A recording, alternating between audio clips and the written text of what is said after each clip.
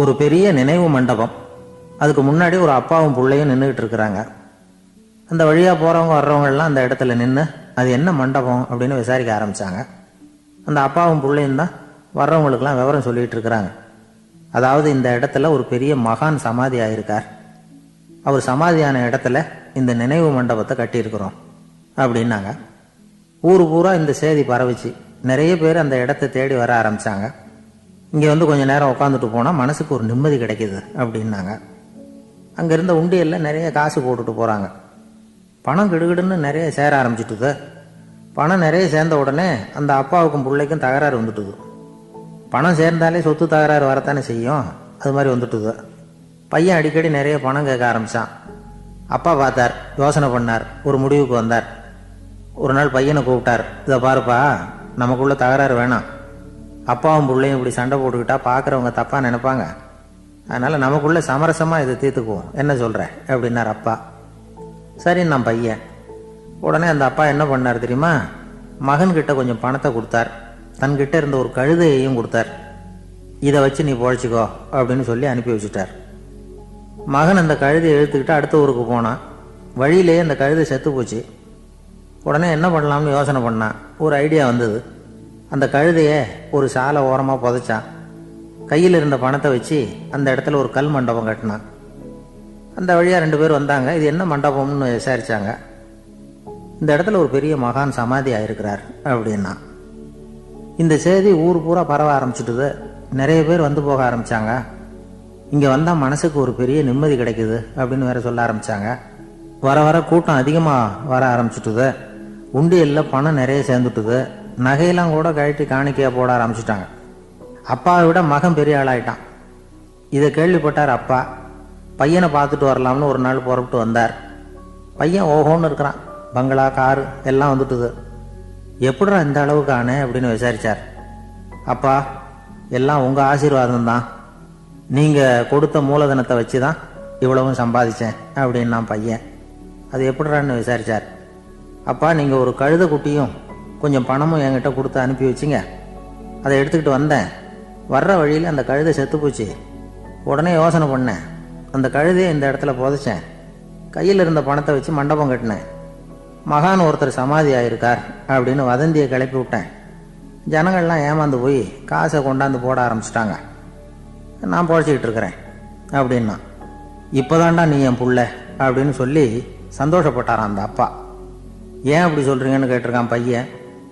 கழுதை குட்டியை புதைச்சி மண்டபம் கட்டியிருக்கிற நீ, ஏற்கனவே நம்ம ஊரில் நாம் கட்டியிருக்கிறோமே மண்டபம், அது இந்த கழுதையோட அம்மாவை புதைச்ச இடம். மகான் சமாதி ஆயிருக்காருன்னு நானும் சும்மா கப்ஸா தான் விட்டுக்கிட்டு இருக்கேன் அப்படின்னாரான் அப்பா. முட்டாள் ஜனங்களை நினச்சி அந்த 2 பேரும் சத்தம் போட்டு சிரிச்சாங்களாம். மனுஷன் ஏமாத்துறது ரொம்ப சுலபம். என் கூட படித்த ஒருத்தன் திடீர்னு ஒரு நாள் எல்லாருக்கும் அருள் வாக்கு சொல்ல ஆரம்பிச்சிட்டான். அவன் ஒரு ஆஃபீஸ்லேயும் வேலை பார்க்குறான். ஆஃபீஸில் உள்ளவங்கெல்லாம் அவங்ககிட்ட வந்து அருள் வாக்கு கேட்குறது வழக்கம். ஒரு நாள் நான் அவன் முன்னாடி போய் உட்காந்து பேசிக்கிட்டு இருந்தேன். அப்போ அதே ஆஃபீஸில் வேலை பார்க்குற ஒருத்தர் அவங்ககிட்ட வந்து, சுவாமி, என் மேஜையில் வச்சுருந்த பேனா திடீர்னு காணாமல் போயிட்டுது, அது திரும்ப கிடைக்குமா எனக்கு அப்படின்னு கேட்டார்.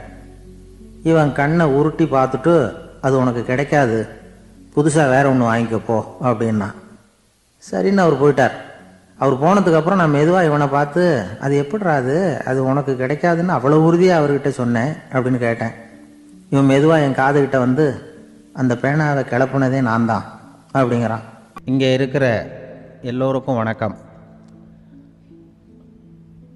நான் வந்து அதிகமாக இந்தியாவை விட்டு வெளிநாடு எதையும் இதுவரை பார்க்காதவன். இப்பொழுதுதான் சமீபத்தில் தான் முதல் தடவையாக உங்கள் ஊருக்கு வந்திருந்தேன், சில காலங்களுக்கு முன்னால். இப்பொழுது 2வது தடவையாக இங்கே வர்றேன். இது ரொம்ப மகிழ்ச்சிகரமான ஒரு நாள். மகிழ்ச்சிகரமான சூழ்நிலையில் உங்களை எல்லாம் சந்திக்கிறதுல எனக்கு ரொம்ப மகிழ்ச்சி. ஏன்னா தேசிய தின மகிழ்ச்சி கொண்டாட்டத்திலே நீங்கள் எல்லாம் கலந்து கொண்டிருக்கிறீர்கள். நேற்று நானும் அந்த தொலைக்காட்சியிலே அந்த அணிவகுப்பு எல்லாத்தையும் பார்த்தேன். எந்த அளவுக்கு ஒற்றுமையாக செயல்பட்டால் எதையும் வெல்லலாம் அப்படிங்கிறதுக்கு ஒரு உதாரணமாக இந்த நாட்டில் இருக்கிற நீங்கள் எல்லாம் உழைத்து கொண்டிருக்கிறீர்கள். அது எனக்கு ரொம்ப மகிழ்ச்சி. இப்படி ஒற்றுமையாக இருந்தால் எவ்வளோ பெரிய வியாதியை கூட விரட்டி போடலாம் அப்படிங்கிறது மாதிரி நிரூபித்திருக்கிறீர்கள். அதனால் உங்களெல்லாம் சந்திக்கிறதுல எனக்கு ரொம்ப மகிழ்ச்சி. எனக்கு இது மாதிரி இவ்வளவு பெரிய கூட்டத்தில் என்னோட வந்திருக்கிற பெரியவர்கள் பேசி பழக்கம். நான் அதிகமான கூட்டத்தில் பேசி பழக்கம் இல்லை. ஆனால் ரேடியோவில் ஒரு 20-25 வருஷம் பேசியிருக்கிறேன். அதனால் எனக்கு எதிரில் கூட்டமே இல்லாமல் பேசி தான் பழக்கம். அது வெறும் மைக்கு மட்டும் இருக்கணும், எதிரில் யாரும் இருக்கக்கூடாது. அப்படியே ரேடியோவில் பேசி பழக்கப்பட்டதுனால ஒரு பெரிய பிரம்மாண்டமான கூட்டத்தை பார்த்தது எனக்கே ஒரு மாதிரியாக இருக்குது. அதனால் கூட்டம் இல்லாமல் எனக்கு இப்போ கூட நீங்கள் எல்லோரும் எழுந்திரிச்சு வெளியில் போயிட்டால் ரொம்ப நல்லா பேசுவேன். நீங்கள் வெளியில் இருந்துட்டு கேட்கணும், ஏன்னா அப்படியே பழகி போச்சு. இருந்தாலும் இதில் எனக்கு என்னென்னா, இப்போ தமிழ்நாட்டில் நான் பலதரப்பட்ட கூட்டத்தில் பேசி சமீப காலத்தில் பேசியிருக்கிறேன். இந்த எல்கேஜி யூகேஜி படிக்கிற குழந்தைகள் முன்னாடி என்ன பேச சொல்லுவாங்க, எல்கேஜி யூகேஜி அந்த குழந்தைகள். அப்போ நான் எப்போ முடிக்கணுங்கிறது எனக்கு தெரியும், ஏன்னா அதுக்கு ஒரு அறிகுறி. அந்த குழந்தை என்ன பண்ணணும்னா மொதல் வரிசையில் இருக்கிறது அப்படி தரையை கீறும். கேச்சுன்னா அது போதும் அப்படின்னு அதுக்கு முடிச்சுக்கோன்னு அர்த்தம். அதை பார்த்து தான் நான் முடிச்சுக்கிறது வழக்கம். கொஞ்சம் பெரிய ஹைஸ்கூல்னால் யாராவது பசங்க 2-3 பேர் கொட்டாவி விடுவாங்க, அதை பார்த்து அதை முடிச்சுக்கிறது வழக்கம். கல்லூரின்னா விசில் அடிப்பாங்க யாராவது 1-2 பேர். இப்படி எனக்கு பலதரப்பட்ட எப்போ முடிக்கணுங்கிறதுக்கு அப்படிலாம் அறிகுறி உண்டு. எனக்கு ரொம்ப பிடிச்சது என்னென்னா, இந்த முதியோர் இல்லங்கள் இருக்குது பாருங்கள். முதியோர் இல்லம், பென்ஷனர் அசோசியேஷன்லாம் இருக்குது தமிழ்நாட்டில். எல்லாம் 60-70 வயசுக்கு மேற்பட்டவர்கள். அவங்க கூட்டத்தில் பேசுகிறது தான் எனக்கு ரொம்ப பிடிக்கும். ஏன்னா நான் பாட்டுக்கு பேசிக்கிட்டே இருப்பேன், அவங்களும் அசையாமல் கேட்டுக்கிட்டு இருப்பாங்க. அதுக்கு என்ன காரணம்னா காது கேட்காது. அது எனக்கு அப்புறம்தான் தெரியும். பேசி முடிச்சுட்டு இறங்கி போனால் அந்த பெஞ்சில் உட்காந்துருக்கிற ஒரு நாற்காலில், என்ன சார் முடிச்சிட்டிங்க போல் இருக்கு அப்படிம்பார். எப்படி சார் கண்டுபிடிச்சிங்க, அதான் இறங்கி வந்தீங்கல்ல அப்படிம்பார். அதனால் அது மாதிரி கூட்டத்தில் ஒன்றும் எனக்கு சுத்தமாக யாரும் இருக்கக்கூடாது எதிரில். இல்லைன்னா அந்த முதியோர் இல்லம் மாதிரி அப்படி காது கேட்காதவங்களாம் உட்காந்துருக்கணும். இங்கே அப்படி இல்லை, எல்லாம் ரொம்ப விழிப்போடு இருக்குங்க, காதை திறந்து வச்சுக்கிட்டு. அது மாதிரி என்ன போன்ற ஆட்களுக்கு இது கொஞ்சம் இது பேசுகிறதும் என்ன, சில பேருக்கு என்னென்னா பேச்சு மைக்கை பார்த்ததும் எனக்கு எப்போ நேரங்காலம் தெரியாது, முடிக்கிறதுக்கு தெரியாது. அப்படியும் உண்டு பேச்சாளர்கள் பல ரகம். நான் கூட இப்போ ஒரு ஏற்பாடு பண்ணியிருக்கிறேன். என்னுடைய நண்பர் சுபாஷ்னு ஒருத்தர் வந்திருக்கார். அவர்கிட்ட சொல்லியிருக்கேன், நான் எப்போ முடிக்கணும்னு தோணுதோ அப்போ லேசாக தலையை சொறி நான் முடிச்சுக்கிறேன். என்ன கடிகாரமும் கிடையாது, ஒன்றும் கிடையாது, நான் எப்போ ஆரம்பிக்கிறேன் எப்போ முடிக்கிறேன்னு தெரியாதுன்னு சொன்னேன். இதே மாதிரி கும்பகோணத்தில் சமீபத்தில் ஒரு கூட்டத்துக்கு போகும்பொழுது அந்த ஏற்பாட்டாளரை உட்கார வச்சு, நீ முடிக்கணும்னு தோன்றப்போ தலையை சொறியா நான் புரிஞ்சுக்கிறேன்னு சொல்லிவிட்டு, பெரியோர்களே தாய்மார்களேன்னதும் உடனே தலையை சொன்னாங்க. என்னையா அது உள்ளேன்னா, இல்லை இது தலை அரிக்குது அதனால் சொல்லிடுறேன், நீ அது வேறு மாதிரியாக சொல்லுவேன்னு சொன்னார். அப்படி ஒருத்தர் ஏற்பாடு பண்ணி உட்கார வச்சுருக்கேன் எதிரில். அவர் இன்னும் தலைக்கு கையை கொண்டு போகல, இந்த வரிசையில் உட்கார வச்சுருக்கிறேன். ஏன்னா இந்த பேசுகிறவங்களுக்கு அந்த கூட்டம் பார்த்துட்டா முடிக்கிறது எப்போ முடிக்கிறது என்ன ஏதுன்னு தெரியாது. அது ஒரு பேச்சாளர் அவர் பாட்டு பேசிகிட்டே இருந்தாராம், ரொம்ப நேரம் பேசிகிட்டு இருந்திருக்கார். பேசிகிட்டு இருந்தால் ஒன்றும் புரியல, நேரங்காலம் தெரியல. அவருக்கே தோணி ஒரு கட்டத்தில் அந்த பேசுகிறவருக்கு, ஐயா மன்னிச்சுக்கோங்க, நான் ரொம்ப நேரம் பேசிட்டேன் போல் இருக்கு, எவ்வளோ நேரம் பேசினேன்னு எனக்கே ஞாபகம் இல்லை, இந்த கை கடிகாரத்தை கூட பார்க்க மறந்துட்டேன், என்னை மன்னிச்சுக்கோங்க அப்படின்னாராம். அப்போ கோபமாக ஒருத்தர் எழுந்திரிச்சு, ஏன்யா கடிகாரத்தை தான் மறந்தேன், பின்னாடி மாட்டிருக்கிற காலண்டரையாவது பார்க்கக்கூடாதா அப்படின்னாராம். அப்போ தான் தெரியுது அவன் வாரக்கணக்கில் பேசிக்கிட்டு இருந்திருக்கான். போன வெள்ளிக்கிழமை ஆரம்பித்து இந்த சனிக்கிழமை முடிக்கிறது மாதிரி அப்படி ஆகிடும். என்ன கடிகாரமும் கிடையாது. அது மாதிரி பேசுகிற பேச்சு ஏன்னா பேசுனா என்ன சொல்லுவாங்கன்னா, எந்த பேச்சை கேட்டாலும் ஒரு தன்னம்பிக்கை வரணுமா கேட்குறவங்களுக்கு, அதுதான் நல்ல பேச்சு அப்படின்னு சொல்லுவாங்க. கேட்குறவங்களுக்கு ஒரு தன்னம்பிக்கை, வாழ்க்கையில் ஒரு பிடிப்பு வரணும், தன்னம்பிக்கை வரணும். அப்படிப்பட்ட எண்ணத்தில் தான் அவங்கெல்லாம் நல்ல கருத்துக்களை சொல்ல வந்திருக்கிறாங்க. அது என்னென்னா, ஒரு ஒரு ஒரு ஒரு இளைஞன் எங்கெங்கேயோ வேலை தேடி இருக்கான், வேலையே கிடைக்கல. உடனே ஒரு தண்டவாளத்தில் போய் தற்கொலை பண்ணி தண்டவாளத்தில் தலையை வச்சு படுத்துட்டானான். யாரும் வேலை கொடுக்கல, தண்டவாளத்தில் போய் தற்கொலை பண்ணி எடுத்து படுத்துருக்கான். அப்போது 2 பக்கமும் திரும்பி பார்க்குறான், ரயிலே வரல. என்ன தற்கொலை பண்ணால் கூட ரயில் வர மாட்டேங்குது அப்படின்னு சொல்லிட்டு பார்த்துருக்கேன். அப்போ யாரோ ஒருத்தர் பேசிகிட்டு இருக்கார், ஒரு திடலில் கூட்டம், பெரியவர் பேசிகிட்டு இருக்கார். நம்ம அந்த பெரியவர் போய் கொஞ்ச நேரம் அந்த கூட்டத்தையாவது கேட்டுட்டு வருவோம், நீ ரயில் வர்ற பாட்டை காணும், அப்புறம் வந்து தலை வச்சு படுத்துக்குவோம் அப்படின்னு நேராக அந்த கூட்டத்துக்கு போனால் ஒரு திடலில் ஒரு பெரிய மனுஷன் பேசிகிட்டு இருக்கார். தன்னம்பிக்கை, வாழ்க்கையில் வந்து இளைஞர்கள் ரொம்ப தன்னம்பிக்கையோடு இருக்கணும் அப்படி இப்படின்னு பேசிகிட்டு இருக்கார். இவன் போய் உட்காந்து கேட்டான். இந்த இளைஞன் 1 மணி நேரம் கேட்டான். 2000 பேர் உட்காந்து கேட்டுக்கிட்டு இருந்தாங்க. உடனே கூட்டம் முடிஞ்சுது, கூட்டம்லாம் கலைஞ்சி போச்சு. அந்த பெரியவர் பேசிக்கிட்டு இருந்தாரே அவரை போய் இவன் சந்தித்தான். இளைஞன், ஐயா, நான் வந்து தற்கொலை பண்ணிக்கணுங்கிற எண்ணத்தோடு வந்தேன், தண்டவாளத்தில் தலையை வச்சு படுத்தேன், ரயில் வரல, அந்த நேரம் உங்கள் பேச்சு குரல் தான் கேட்டுது, நான் வந்து உங்கள் பேச்சை கேட்டேன், 1 மணி நேரம் கேட்டேன், கேட்டு முடித்ததுக்கப்புறம் என்னுடைய எண்ணத்தை நான் மாற்றிக்கிட்டேன், நான் இனிமேல் தற்கொலை பண்ணிக்க மாட்டேன் அப்படின்னா. அவர் பேச்சாளருக்கு ரொம்ப பெருமை, இதுதான் ஒரு பேச்சுக்கு அடையாளம், இப்படி தான் இருக்கணும். சரி, அந்த முடிவுக்கு எப்படி நீ வந்தேன்னு கேட்டார்.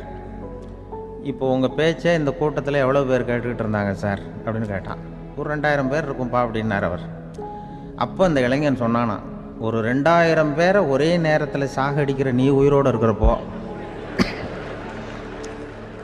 நான் எதுக்கு சார் சாகணும்? நான் இது வரைக்கும் யாருக்கும் எந்த கெடுதலும் பண்ணலை, நான் இனிமேல் சாக மாட்டேன் சார்ட்டு போயிட்டானா. அப்படி கேட்குறவங்களுக்கு ஒரு தன்னம்பிக்கை வரணும். அது வந்து எப்படியோ வந்தால் போகிறோம். இப்போ எங்கள் பேச்சை கேட்டுவிட்டோம், அந்த ரகத்தில் வந்தாலும் சரி தான். வாழ்க்கையில் ஒரு பிடிப்பு வரணும் அப்படிங்கிறது தான் ஒரு சிறந்த பேச்சுக்கு அடையாளம்னு சொல்லுவாங்க. அப்படி வந்து அது பண்ணுறது. இதில் என்னென்னா, இந்த மனிதனுக்கு வந்து அந்த சிரிப்பு இருக்குது பாருங்கள், அதை பற்றி சொல்லுவாங்க. நகைச்சுவை, குடும்பத்தில் வந்து நகைச்சுவை உணர்வு இருந்ததுன்னா குழப்பமே வராதுன்னு சொல்லுவாங்க. பேச்சாளர்கள் என்னென்னா, சில பேர் தெளிவாக, அதாவது தெளிவாக பேசி குழப்புறவங்க இருக்கிறாங்க, குழப்பமாக பேசி தெளிவுபடுத்துகிறவங்க இருக்கிறாங்க. அப்படிப்பட்ட பேச்செல்லாம் உண்டு. குழப்பமாக பேசி தெளிவுபடுத்துறது யாருன்னா சித்தர்கள். நம்ம பழைய சித்தர் பாட்டெல்லாம் பார்த்திங்கன்னா படிக்கிறதுக்கு குழப்பமாக இருக்கும், ஆனால் அது கருத்து தெளிவாக இருக்கும். அதுதான் குழப்பமாக பேசி தெளிவுபடுத்துகிறவரெல்லாம் பழைய நம்ம சித்தர்கள். தெளிவாக பேசி குழப்புறவங்க இருக்கிறாங்க சில பேச்சாளர்கள். இருக்காங்க. ஒருத்தன் ஆடு மேய்ச்சிக்கிட்டு இருந்தானா, ஒரு ஆடு மேய்ச்சிக்கிட்டு இருந்திருக்கிறான் ஒரு திடலில். அந்த ஆடு மேய்க்கிற அந்த ஆள் வந்து ரொம்ப தெளிவாக பேசணும்னு நினைக்கிறவன். அவர்கிட்ட போய் கேட்டிருக்கான். அந்த ஆள்கிட்ட போய் ஒருத்தன் கேட்டான், மந்தையில் எத்தனை ஆடுப்பா இருக்குது அப்படின்னா. அப்போ அவன் சொன்னான், நான் ஆடு மேய்க்கிறேன் சார், எதையும் தெளிவாக கேட்கணும், நீ கருப்பு ஆட்டை கேட்குறியா வெள்ளை ஆட்டை கேட்குறியா அப்படின்ட்டுருக்கான். கருப்பு ஆடு அது ஒரு 50 இருக்குது அப்படின்னா. சரி, வெள்ளை ஆடு எத்தனை இருக்குது அப்படின்னா, அதுவும் 50 தான் இருக்குது அப்படின்ட்டுருக்கான். இன்னும் ரெண்டும் ஒரே ஆன்சர் தானே சொல்கிறான் அப்படின்னு சொல்லி, சரி இந்த ஆடெல்லாம் எவ்வளவு புல் சாப்பிடும் ஒரு நாளைக்கு சார்? மறுபடியும் தெளிவாக கேளுங்க, கருப்பாடா வெள்ளாடா? கருப்பாடு அப்படின்னா 10 கிலோ சாப்பிடும். சரி, வெள்ளாடு அதுவும் 10 கிலோ சாப்பிடும். ரெண்டுக்கும் அதே தான் சொல்கிறான். சரிப்பா, இது எல்லாம் எவ்வளவு பால் கறக்கும் இந்த ஆடெல்லாம்? சார் திருப்பி திருப்பி சொல்ல, தெளிவாக கேளுங்க, கருப்பாடா வெள்ளாடான்னா? கருப்பாடு தினம் 5 லிட்டர் கறக்கும், வெள்ளாடு அது 5 லிட்டர் தான் கறக்கும் அப்படின்னா. இப்படியே இவன் தெளிவாக பேசி இவன் என்ன சொல்லிட்டு வரான்னு தெரியல. ரெண்டும் ஒரே ஆன்சர் தான், அப்புறம் எதுக்கு பிரித்து பேசுகிற, ரெண்டும் ஒன்று தாடா சொல்கிறேன்னு இருக்காரு. அப்படி இது ஆரம்பத்திலே கேட்டால் சொல்லிட்டு போகிறேன். ஏன்னா ஏன் அப்படி தெளிவாக பிரித்து கேட்குறேன்னா, அந்த கருப்பாடெல்லாம் எதிர்த்த வீட்டுக்காரனுக்கு சொந்தம் அப்படின்னா. சரி, வெள்ளாடு அதுவும் எதிர்த்த வீட்டுக்காரனுக்கு தான் சொந்தம் அப்படின்னா. இப்போ என்ன பேசினா தெளிவாக பேசி குழப்பிக்கிட்டு இருக்கான்னு அர்த்தம். இப்போ எதுக்கு இந்த அறிகுறியை சொல்கிறேன்னா, நான் பேசுகிறது கூட அப்படி தான் இருக்கும். ஏன்னா குழப்பமாக பேசி தெளிவுபடுத்துகிறவர்கள் பின்னாடி வராங்க, அவங்க கொஞ்சம் அவங்க. அதனால் நம்மளால் முடிஞ்ச வரைக்கும் கொஞ்சம் தெளிவாக பேசி உங்களை குழப்பி வச்சோம்னா அவங்க வந்து பின்னாடி பார்த்துக்குவாங்க. அதுதான்.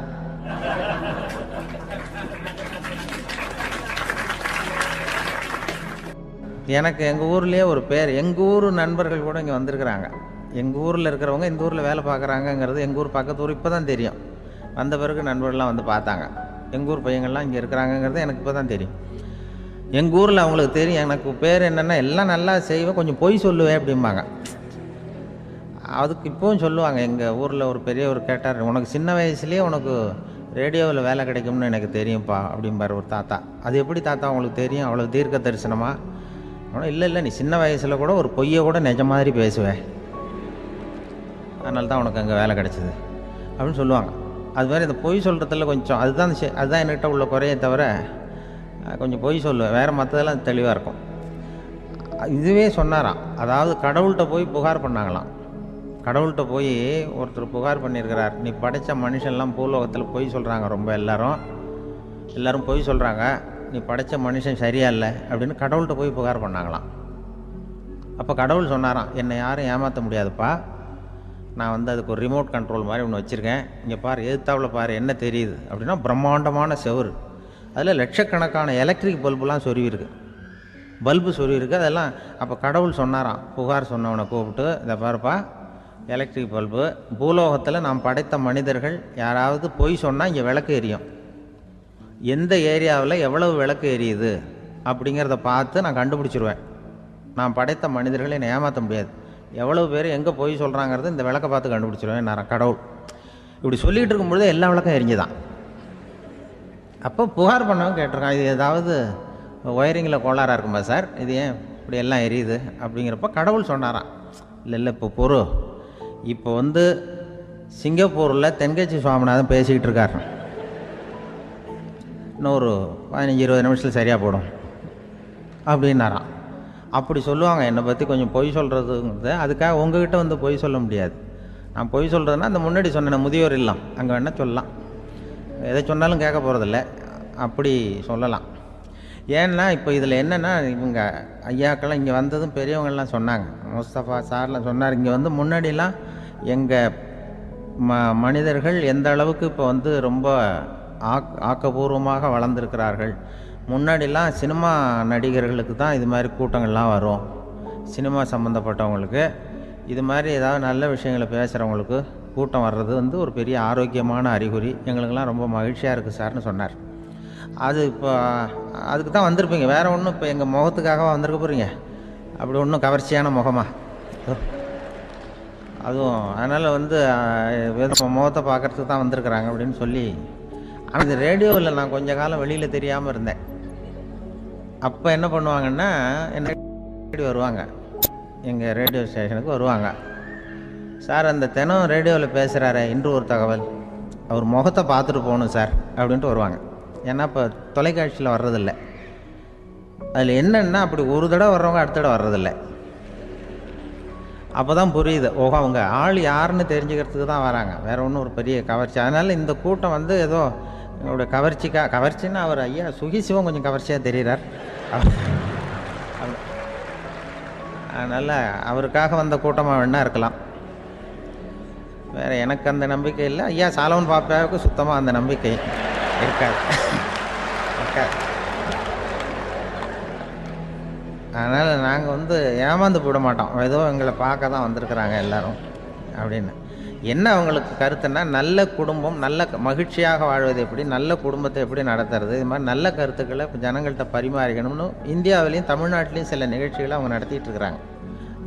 என் கூட வேலை பார்க்குறப்போ ஒரு அம்மா இருந்தாங்க, அவங்க எப்போதும் அவங்க வீட்டுக்காரர் படத்தையே வச்சுருப்பாங்க, கையில் பத்திரமா வச்சுருப்பாங்க, அவ்வளவு மரியாதை மதிப்புன்னு சொல்லி நாங்கள்லாம் அவங்கள பெருசாக நினைப்போம். இது எதுக்குமா அவங்க வீட்டுக்காரர் படத்தை பத்திரமா இல்லை கையிலேயே வச்சுருக்கீங்களே, ஆஃபீஸுக்கெல்லாம் எடுத்துகிட்டு வந்து வச்சு அடிக்கடி எடுத்து பார்த்துக்குவாங்க, அவ்வளவு பிரியமாக அவங்க வீட்டுக்காரர் இல்லை. ஆமாம், எனக்கு வந்து ஏதாவது பிரச்சனை வந்துவிடுதுன்னா உடனே எங்கள் வீட்டுக்காரர் படத்தை எடுத்து பார்ப்பேன். பரவாயில்லையே இப்படி ஒரு இதாக, ஆமாம் இதை பார்த்துட்டு நினச்சிக்குவேன், இதை விட பிரச்சனை வேறு என்ன இருந்துட போகுது உலகத்தில் அப்படின்னு நினச்சிக்குவேன், உடனே எனக்கு எல்லாம் போயிடும் அப்படின்ட்டு தான். அப்படி ஒரு அம்மா இருந்தாங்க, இப்போ இருக்காங்க, வேலை பார்த்துக்கிட்டு இருக்காங்க. அப்படிலாம் நீங்கள் இங்கே இருக்கிற தாய்மார்கள் பெண்கள் யாராவது அப்படி கூட பண்ணலாம்.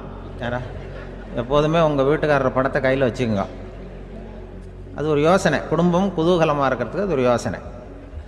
அதே மாதிரி இவங்களும் அவங்க படத்தை வச்சுக்கலாம், வச்சுக்கிட்டு பிரச்சனை வரும்பொழுது பார்த்துக்கணும், இதை விட நமக்கு என்ன வந்துட போகுது பெருசாக அப்படி தான் இருக்கணும். குடும்பம் வந்து நல்லபடியாக இருக்கணும்னா அதுக்கு இப்போ சொல்லுவாங்க, கடவுளே வந்து ஒரு வீட்டு கணவன், வீட்டு தலைவர் கனவுல வந்தாராம். கடவுள் வந்து இது மாதிரி உன்னை விட்டுட்டு உங்கள் குடும்பத்தை உன்னையெல்லாம் விட்டுட்டு போக போகிறேன்னா, அதனால் ஏதாவது வர வேணும்னா கேட்டு போய் வாங்கிக்கோ அப்படின்னு கடவுள் சொன்னாராம் அந்த குடும்ப தலைவர்கிட்ட. அவருக்கு என்ன கேட்குறதுன்னு புரியல, கடவுள் வந்து விட்டுட்டு போகிறேங்கிறாரு, ஏதாவது வரம் கேட்டுக்கோ அப்படின்னு நம்ம என்ன பண்ணுறது, என்ன கேட்குறதுன்னு ஒன்றும் புரியல, குழம்பிக்கிட்டு இருந்தான் அந்த ஆள் கனவுல. இப்போ கடவுள் சொன்னாரா, சரி நீ ரொம்ப குழப்பமாக இருக்க, நாளைக்கு மறுபடியும் உன் கனவுல வரேன் அதுக்குள்ளே நீ முடிவு பண்ணி வை. உனக்கு என்ன வரம் வேணுமோ கேட்டு வாங்கிக்கோ, உனக்கு வரம் கொடுத்துட்டு நான் போயிடுறேன், உன்னை விட்டுட்டு போகிறதா நான் முடிவு பண்ணிட்டேன் அப்படின்ட்டுருக்காரு கடவுள். சரி, ஒரு நாள் அவகாசம் கொடுங்க, நாளைக்கு நான் அதுக்குள்ளே முடிவு பண்ணி வைக்கிறேன்ட்டு அவர் வந்தார். மறுநாள் முழிச்சுக்கிட்டார். முழிச்சுக்கிட்டு மனைவி, மகன், மக்கள் எல்லாரையும் கூப்பிட்டார், குடும்பத்தில் எல்லாரையும். அப்படி வாங்க, இது மாதிரி நேற்று கனவுல வந்தார் கடவுள், நம்மளை விட்டுட்டு போக போகிறாராம், என்ன வரம் வேணும்னு கேட்டு வாங்கிக்கோ அப்படின்னு இப்போ சொல்லிட்டார். என்ன கேட்குறதுண்ணா அப்படின்னு அந்த கணவன் கேட்குறான். இந்த மனைவி சொல்கிறாங்க, என் உடம்பு பூரா நகையாக இருக்கணும் அப்படின்னு கேள் அப்படின்ட்டுருக்கு. அதுக்குள்ளே அந்த பொண்ணு, ஒரு பொண்ணு ஓடி வந்து, அப்படிலாம் கேட்காதப்பா கடவுள்கிட்ட, இப்போ இருக்கிற சொத்து எவ்வளோ இருக்கோ அதுபோல் இன்னொரு பங்கு வேணும்னு கேள் அப்படின்னு. அந்த பையன் வந்து அவன் வேறு சொன்னான், அவன் அது நமக்கு வந்து இது போல் ஒரு 10 பங்காவது வேணும், 2 பங்களா, கார் வேணும் அப்படின்னு அவன் ஒரு லிஸ்ட்டை கொடுத்தான். இவர் என்ன கேட்குறதுன்னு முடிவு பண்ணுறதுக்குள்ள அங்கே வேலை செய்கிற அம்மா, ஒரு வயசான அம்மா வந்திருக்கு, வேலை செய்கிற அம்மா. அது வந்து சொல்லிச்சான் இவர்கிட்ட, தப்பாரு கடவுள்கிட்ட அப்படிலாம் கேட்காதப்பா, நாளைக்கு வரும்பொழுது என்ன வர வேணும்னா எங்கள் குடும்பத்தில் எல்லாரும் அன்பாக இருக்கணும், பாசமாக இருக்கணும்னு கேட்டு வாங்கிக்கோ வரத்தை. அன்பு பாசம் குடும்பத்தில் எப்போதும் நிலவணும்னு கேட்டு வாங்கிக்கோ, வேற எல்லாம் நம்ம பார்த்துக்கலான்னு அந்த பெரியம்மா சொல்லிச்சான். மறுநாள் அதே மாதிரி படுத்து தூங்கினார். கடவுள் கனவுல வந்தார். வந்து கேட்கும்பொழுது இவர் சொன்னாராம், ஐயா எனக்கு வந்து எங்கள் குடும்பத்தில் நாங்கள் கணவன், மனைவி, புள்ள, குட்டி எல்லாம் பாசமாக இருக்கணும், அன்பாக இருக்கணும், இதுதான் எங்களுக்கு வர வேணும் அப்படின்னு கேட்டாராம். இவர் கேட்டதும் கடவுள் வந்து தலையை சொரிய ஆரம்பிச்சிட்டாராம். ஏன் என்ன யோசிக்கிறீங்கன்னு கேட்டிருக்காரு. நீங்கள் அன்பாக பிரியமாக இருந்தீங்கன்னா அப்புறம் ஏன் நான் உங்களை விட்டுட்டு போக போகிறேன்? நான் ஏற்கனவே இல்லைங்கிறதுனால தான் உங்களை விட்டு போகலாம்னு முடிவு பண்ணியிருந்தேன். இப்போ நீங்கள் ஏற்கனவே பாசமாக இருந்தீங்கன்னா நான் இனிமேல் போக மாட்டேன், அதனால் ஏன் முடிவை மாற்றிக்க வேண்டியது தான், உங்கள் கூட தான் இருக்க போகிறேன்னாராம். இப்படி ஒரு கதை சொல்லுவாங்க. அதனால் ஒரு குடும்பத்தில் அந்தந்த உறவு முறைகள் சரியாக இருக்கிற வரைக்கும் எல்லாம் நல்லாயிருக்கும். அங்கே தான் அங்கே இறைவன் வாழும் இல்லம்ங்கிறாங்களே, அதுதான் அது. அதில் அந்த குடும்ப தலைவருங்கிறவர் கணவன் அப்படிங்கிறதுனால அவருக்கு தான் பொறுப்பு. அவருக்கு நிறைய சகிப்புத்தன்மை வேணும், கோபம் வரக்கூடாது, யார் என்ன சொன்னாலும் போகணும். சில கணவன்மார்கள் வந்து எது சொன்னாலும் மனைவி வந்து தட்டுறதில்லை. அங்கே போனால் போவாங்க, எதுக்கு போக சொல்கிறேன்னு கேட்குறதில்ல, போகிறது, இங்கே வான்னா வர்றது. திருவள்ளுவர் மனைவி இருந்தாருன்னு சொல்கிறாங்கல்ல, அது மாதிரி. அது எப்படின்னா ஒருத்தர் சொன்னார், அது அப்படி இல்லை, அதுக்கு ஒரு கதை சொன்னார். ஹிட்லர் வந்து வந்தாராம் ஒரு தடவை, ஒரு பெரிய கப்பல் மேலே, கப்பலுடைய மேல் தளத்தில் ஹிட்லர் வந்துக்கிட்டு இருக்கார். ஒரு இங்கிலீஷ் கேப்டன் எதிரில் நிற்கிறான். அவனுக்கு பெரிய ஆச்சரியம், இந்த ஆள் எப்படி இப்படி ஒரு தனி மனிதனாக இருந்துக்கிட்டு உலகத்தையே இப்படி இந்த பாடுபடுத்துகிறார் அப்படின்னு சொல்லி, உன்னுடைய வெற்றிக்கு என்ன காரணம்னு கேட்டாராம் அந்த இங்கிலீஷ் கேப்டன். இப்போ ஹிட்லர் சொன்னாராம், என்னுடைய வெற்றிக்கு காரணம் என்கிட்ட வேலை செய்கிற ஊழியர்கள். நான் கிழிச்ச கோட்டை தாண்ட மாட்டாங்க, நான் என்ன சொல்கிறேனோ அதை உடனே செய்வாங்க, ஏன் எதுக்குன்னு எதிர்த்து பேச மாட்டாங்க, அதுதான் என்னுடைய வெற்றிக்கு காரணம் அப்படின்னு சொல்லி அதை நிரூபித்து காட்டுறேன் பார் அப்படின்னு சொல்லி கையை தட்டினாராம் ஹிட்லர். உடனே ஒரு சிப்பாய் எங்கேருந்து வந்து லெஃப்ட் ரைட்னு போட்டு வந்து சல்யூட் பண்ணி நின்னான். உடனே ஹிட்லர் சொன்னார், நீ அப்படியே இந்த கப்பல் மேல் தளத்துலேருந்து அப்படி கடலில் விழுந்து செத்து போடா அப்படின்னு பொத்துன்னு குதிச்சுட்டான். எதுக்கு சொல்கிறேன் என்ன இதில், உடனே குதிச்சு செத்து போட்டான். இவருக்கு பெரிய ஆச்சரியம் கேப்டனுக்கு. ஹிட்லர் சொன்னார், இதுதான் என்னுடைய வெற்றிக்கு காரணம், தப்பார் இன்னொருத்தனை கூப்பிட்றேன் அப்படின்னு தட்டினா இந்த பக்கத்துலேருந்து ஒருத்தன் வந்தான், லெஃப்ட் ரைட்னு வந்து நின்னா, நீ இப்படி குதிச்சு செத்து போடா அப்படின்னு பொத்துன்னு குதிச்சிட்டான். எதுக்கு போக சொல்கிறீங்கன்னு ஒன்றுமே கேட்கல, குதினா உடனே குதிச்சிட்டான். அப்போ ஹிட்லர் சொன்னார், இதே மாதிரி என்னுடைய ஒவ்வொரு ஊழியர்களும் இருக்கிறாங்க, நானும் ஊழியர்களை இழக்கிறதுக்கு தயாராக இல்லை, தப்பார் தயாராக இருப்பேன் எப்போதும், தப்பார் இன்னொருத்தரம் தட்டுறேன்னு இன்னொருத்தர் வந்தார். எதிர்த்தாவில் இருந்து ஒருத்தன் லெஃப்ட் ரைட் சல்யூட் அடித்தான். நீயும் குதிச்சு செத்து போடான்ருக்கார் ஹிட்லர். இவனால் பொறுக்க முடியல, இந்த இங்கிலீஷ் கேப்டன் அனாவசியமாக ஒவ்வொருத்தனாக குதிச்சுட்றானேன்னு சொல்லி ஓடி போய் அவனை குதிச்சிட்டான். குதிக்கிறதுக்கு முன்னாடி பிடிச்சி தனியாக எடுத்துகிட்டு போட்டான். தனியாக எடுத்துகிட்டு போய் அந்த சிப்பாய்கிட்ட கேட்டாரான் அந்த இங்கிலீஷ் கேப்டன், ஏன்ப்பா அந்த ஆள் குதிக்க சொல்கிறான்னா நீ ஏன் எதுக்குன்னு கேட்குறது இல்லையா, உடனே குதித்து செத்து போகிறீங்களே, இதெல்லாம் என்ன அநியாயம் அப்படின்ட்டுருக்கான் அந்த இங்கிலீஷ் கேப்டன் கையை பிடிச்சிக்கிட்டு. உடனே அந்த சிப்பாய்க்கு கோவம் வந்துட்டு தான், உடையா கையை, இவன்ட்ட வேலை பார்க்குறத விட உழுந்து செத்து போகலான்னு நான் குதிக்கிறான், என்ன அனாவசியமாக எதுக்கே இருக்க சொல்கிறேன் அப்படின்னு சொல்லி குதிச்சுட்டானா. அதனால் இந்த உடனே சொல்கிறத செய்கிறாங்க பாருங்கள், அவங்கள நம்பக்கூடாது. கணவன்மார்களுக்கு ஒரு எச்சரிக்கை, சொல்கிறத உடனே செஞ்சுருவாங்க மனைவி, நீ அங்கே போனால் போங்க வரணும் அது ஹிட்லர் மாதிரி நினைக்கிறாங்கன்னு அர்த்தம்.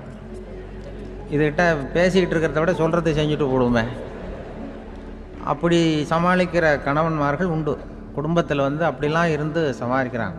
குடும்பத்தில் ஒருத்தர் அனுசரிப்பு தன்மைங்கிறது ரொம்ப அவசியம். கணவன் மனைவின்னா அனுசரித்து போகணும்னு சொல்லுவாங்க. அதாவது ஒரு கணவன் அதுக்காக தான் அந்த காலத்துலலாம் ஒரு வீட்டுக்கு வந்து மாப்பிள்ளை தேடுறதுங்கிறது ஒரு பெரிய குடும்பத்தை நிர்வகிக்கிற அளவுக்கு ஒரு கணவனாக வரக்கூடிய எப்படி இருக்கணும் அப்படின்னா, அந்த காலத்தில் புலி வேட்டைக்கு போகணும். ஒரு பொண்ணுக்கு மாப்பிள்ளை தேடுறதுன்னா நம்ம தமிழ் பழக்கம் என்னென்னா, காட்டுக்கு போய் ஒரு புலியை வேட்டையாடிட்டு வரணும். அந்த புலி பல்லு அல்லது நகத்தை கொண்டுட்டு வரணும் அந்த இளைஞன். அதை வந்து வீட்டில் கொடுப்பான். அதை தான் கட்டி அதை வந்து இதாக கட்டுவாங்க, மாலையாக போடுவாங்க, தாலியாக கட்டுவாங்க.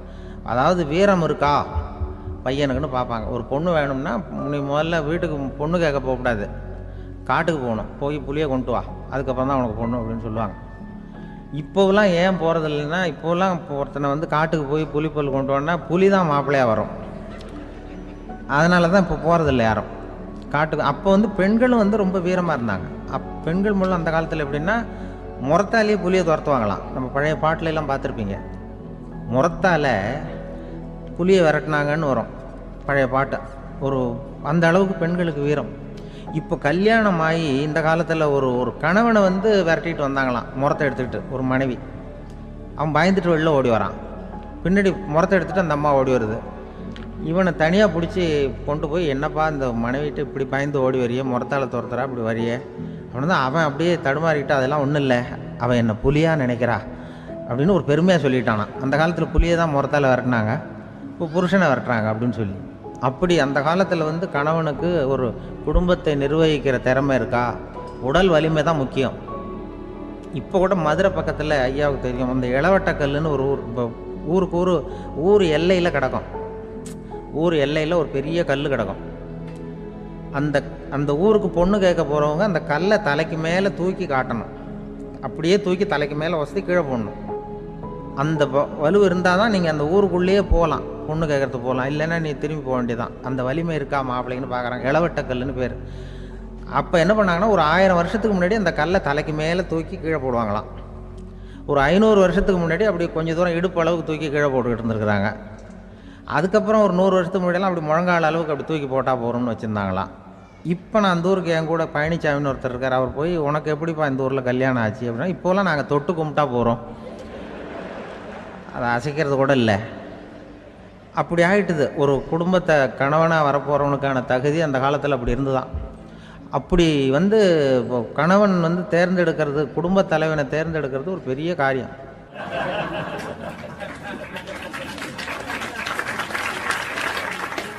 ஒரு பெரிய செல்வந்தர் போட்டி வச்சாராம், ஒரு நீச்சல் குளம், அதில் யார் வேணாலும் குதித்து அந்த பக்கம் போய் கரையேறலாம். அந்த நீச்சல் குளத்தில் விஷப்பாம்புலாம் கிடக்கு. யார் துணிஞ்சி அந்த விஷப்பாம்பு இருக்கிற குளத்தில் குதித்து அந்த பக்கம் போய் கரையேறானோ அவனுக்கு ஒரு 100 ஏக்கர் நிலம் கொடுப்பேன், அது வேண்டான்னா ஒரு 1000 ஆடு கொடுப்பேன், அதுவும் வேண்டான்னா என் பொண்ணை கொடுப்பேன் அப்படின்னு போட்டி வச்சார். அதான் மாப்பிள்ளையை தேர்ந்தெடுக்கிறதுக்கு அவர் ஒரு வழி, நீச்சல் குளத்தில் குதித்து கரையேறணும். இப்போ அந்த ஊரில் இருக்கிற இளைஞர்கள்லாம் வந்து பார்க்குறாங்க அந்த குளத்தில் குதிக்கணும்னு. ஆனால் குளத்தில் வெறும் விஷப்பாம்புலாம் கிடக்கு. இது என்ன பண்ணுறதுன்னு பார்த்தா யாருமே குதிக்கிறதுக்கு தைரியம் வரல. திடீர்னு ஒருத்தன் துணிஞ்சு குதித்தான், படபடன்னு அடிச்சுட்டு போய் அந்த பக்கம் கரையேறிட்டான். கரையேறின உடனே பரவாயில்லையே ஒரு ஆள் வந்துட்டான்னு சொல்லி அவனை அந்த இளைஞனை போய் பிடிச்சிட்டு வந்தாங்க. அந்த பெரியவர் கேட்டார், ஏப்பா இவ்வளவு பெரிய விஷப்பாம்பெல்லாம் கிடக்கிற நீச்சல் குளத்தில் நீ துணிஞ்சு குதித்து கரையேறி இருக்கிற, உனக்கு என்ன 1000 ஏக்கர் நிலம் கொடுத்துருவா, 100 ஏக்கர் நிலம் கொடுக்குவா சொல்கிறப்படி அப்படின்னா, வேண்டாம் சார்ன்றான். ஓஹோ அப்படின்னா ஒரு 1000 ஆடு வேணுமா உனக்கு அப்படின்னா, அதுவும் வேண்டாம் சார். ஓ அப்படின்னா என் பொண்ணு வேணுமா அப்படின்னா, அதுவும் வேண்டாம் சாருங்கிறான். அப்புறம் எதுக்குடா குதிச்சுன்ட்டு, என்ன உனக்கு என்ன தான் வேணும் அப்படின்னு கேட்டிருக்கார். என்னை எவன் பிடிச்சி தள்ளி விட்டவன்னு தெரியணும் அப்படின்றான். அதுக்காக அவன் பார்த்துருக்கான். அப்படி இருந்தால் தான் துணிச்சல் வரும் இந்த காலத்தில். எதுக்கு இவ்வளவு சங்கடம்லாம் வச்சாங்கன்னா, ஒரு குடும்பத்துக்கு தலைவராக வர வேண்டிய ஒரு ஆள், கணவனாக இருக்க வேண்டியவனுக்கு துணிச்சல் இருக்கா, தைரியம் இருக்கா அப்படிங்கிறது பார்க்குறதுக்காக இப்படிப்பட்ட தேர்வு முறைகள்லாம் வச்சுருந்தாங்க அந்த காலத்துலலாம். இப்போலாம் கல்யாணம் பண்ணுறது ஆளுக்கு நேரில் பார்க்காமலே கூட கல்யாணம் நடக்குது இன்டர்நெட்டில். இப்போ சர்டிஃபிகேட் கேட்குறாங்க, நோய் நொடி இல்லாமல் இருக்காரா பார், காட்டுக்கெலாம் போக வேண்டாம், நேராக ஆஸ்பத்திரிக்கு போய் ஒரு சர்டிஃபிகேட் வாங்கிட்டு வா, உனக்கு ஒன்றும் வியாதி இல்லைன்னு ப்ரூவ் பண்ணு, அதுக்கப்புறம் பார்த்துக்கலாம், மற்றதை பேசுவோம் அப்படின்னு சொல்லி அப்படி இருக்குது நிலைமை. அதனால் குடும்பத்தில் வந்து அந்த கணவனாக இருக்கிற வேண்டியவனுக்கு பொறுப்பு அதிகம். ஏன்னா எல்லாத்தையும் அனுசரித்து போக வேண்டியதாக வந்தான். அப்படி தான் இருக்குது. அது ஒன்றுக்கு மேலே இந்த கல்யாணம் பண்ணிக்கிறாங்கல்ல, அது ரொம்ப அவஸ்தை. ஒருவனுக்கு ஒருத்திங்கிறது நம்ம இதெல்லாம் சொல்கிறது.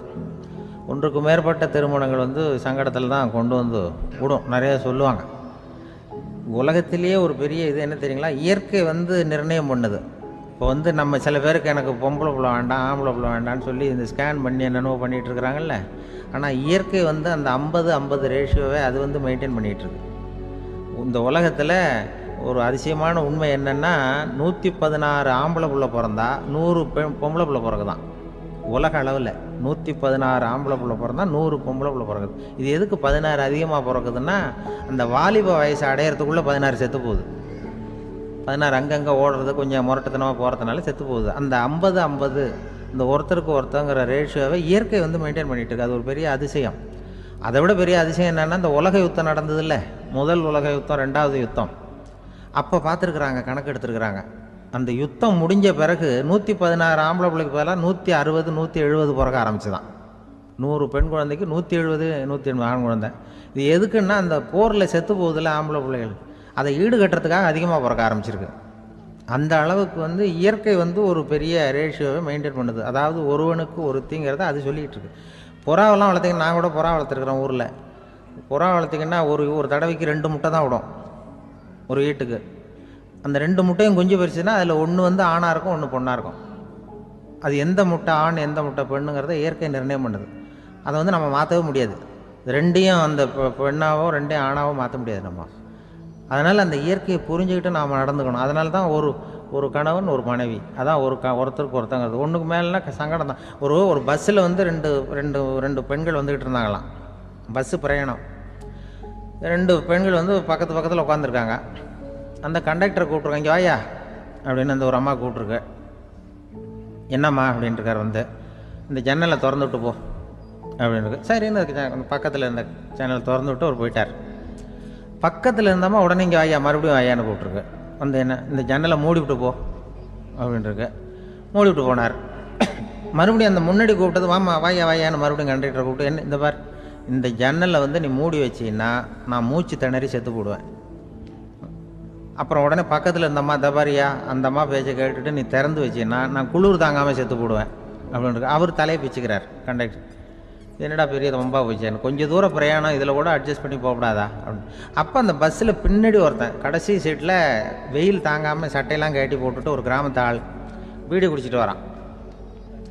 அவர் கூப்பிட்ருக்கான் அந்த ஆள், அந்த கண்டக்டர், இங்கே வாயா அங்கே என்ன தகராறு அப்படின்னு. அந்த எதிர்த்து வீட்டுக்காரன் வந்தானே முன்னாடி பஞ்சாயத்துக்கு, அது மாதிரி கண்டக்டர் இங்கே வாயா, அவன் ஏன் நீ என்ன சொல்ல போகிற அப்படின்ட்டு வந்திருக்கான். சட்டையெல்லாம் கட்டி போட்டு பீடி குடிக்கிறான். பீடி புகையை ஊதிவிட்டு அங்கே என்ன தகராறு அப்படின்னு கேட்டிருக்கான். ஒன்றும் இல்லையா, அந்த அம்மா வந்து ஜன்னலை திறந்தா செத்து போவேங்குது, இந்த அம்மா ஜன்னலை மூடுனா செத்து போவேங்கிறது. நான் என்னையா பண்ணுறது ஒரு ஆள், இதுக்கு ஏன் கவலைப்படுறேன், நான் சொல்கிறத கேள், நான் தீர்த்து வைக்கிறேன் பிரச்சனையை அப்படின்னு சொல்லிவிட்டு பீடியை எடுத்துவிட்டு புகையை ஊதிவிட்டு சொன்னானா, கொஞ்ச நேரம் அந்த ஜன்னலை மூடி வை, அந்த அம்மா செத்து போவோம், அப்புறம் திறந்து வை, இந்த அம்மா செத்து போவோம், நாம் நிம்மதியாக போகலாம் அப்படின்னு சொல்லிட்டு பீடி குடிக்க ஆரம்பிச்சிட்டான். அவருக்கு கோவம் வந்துட்டுது கண்டக்டருக்கு. உனக்கு என்னையா நீ பாட்டுக்கு சொல்லிட்டு விடுவ, அந்த 2 அம்மாவும் செத்து போச்சுன்னா அவங்க வீட்டுக்காரனுக்கெல்லாம் யார் பதில் சொல்கிறது அப்படின்னா, கவலையே படாத, 2 பேருக்கும் நான் தான் வீட்டுக்காரன். அதனால தான் அந்த யோசனையை சொன்னேன் அவங்ககிட்ட. அப்புறம் இதுதான், இந்த ஒன்றுக்கு மேலே போச்சுன்னா அது இயற்கைக்கு விரோதம், இப்படிலாம் ஆகும். அதனால தான் அவன் அவ்வளவு ஒன்றுமே வேண்டான்ட்டு கடைசி பெஞ்சில் போய் சீட்டில் உட்காந்துக்கிட்டான். அப்படி அது இயற்கையை புரிஞ்சுக்கிட்டு வாழணுங்கிறது முக்கியம். குடும்பத்தில் வந்து கணவனுடைய பங்கு என்ன, மனைவியினுடைய பங்கு, குழந்தை குட்டிகள்லாம் சொல்லுவாங்க. அப்படி இருக்கணும். கணவன்கிறவனுக்கு நிறைய சகிப்புத்தன்மை தேவைப்படுது. மனுஷனுக்கு வந்து வேல்யூ விஞ்ஞானம் எப்படி போட்டிருக்குன்னா, ஒரு மனித உடம்பில் இருக்கிற கால்சியத்தை மட்டும் தனியாக எடுத்தால் ஒரு சின்ன ரூமுக்கு வெள்ளை அடிக்கலாமா. ஒரு மனுஷ உடம்பில் இருக்கிற பாஸ்பரஸை மட்டும் தனியாக எடுத்தால் ஒரு 40 நெருப்பு வச்சு தயார் பண்ணலாம். ஒரு மனுஷ உடம்பில் இருக்கிற இந்த கொழுப்பு சத்தை மட்டும் தனியாக எடுத்தால் ஒரு 7-8 சோப்பு கட்டி தயார் பண்ணலாம். அது மாதிரி ஒரு மனுஷ உடம்பில் இருக்கிற இரும்பு சத்தை மட்டும் தனியாக எடுத்தால் ஒரு 2 அங்குல அணி 2 செய்யலாம். இவ்வளவுக்கும் விலை போட்டால் 42 ரூபா 50 காசு.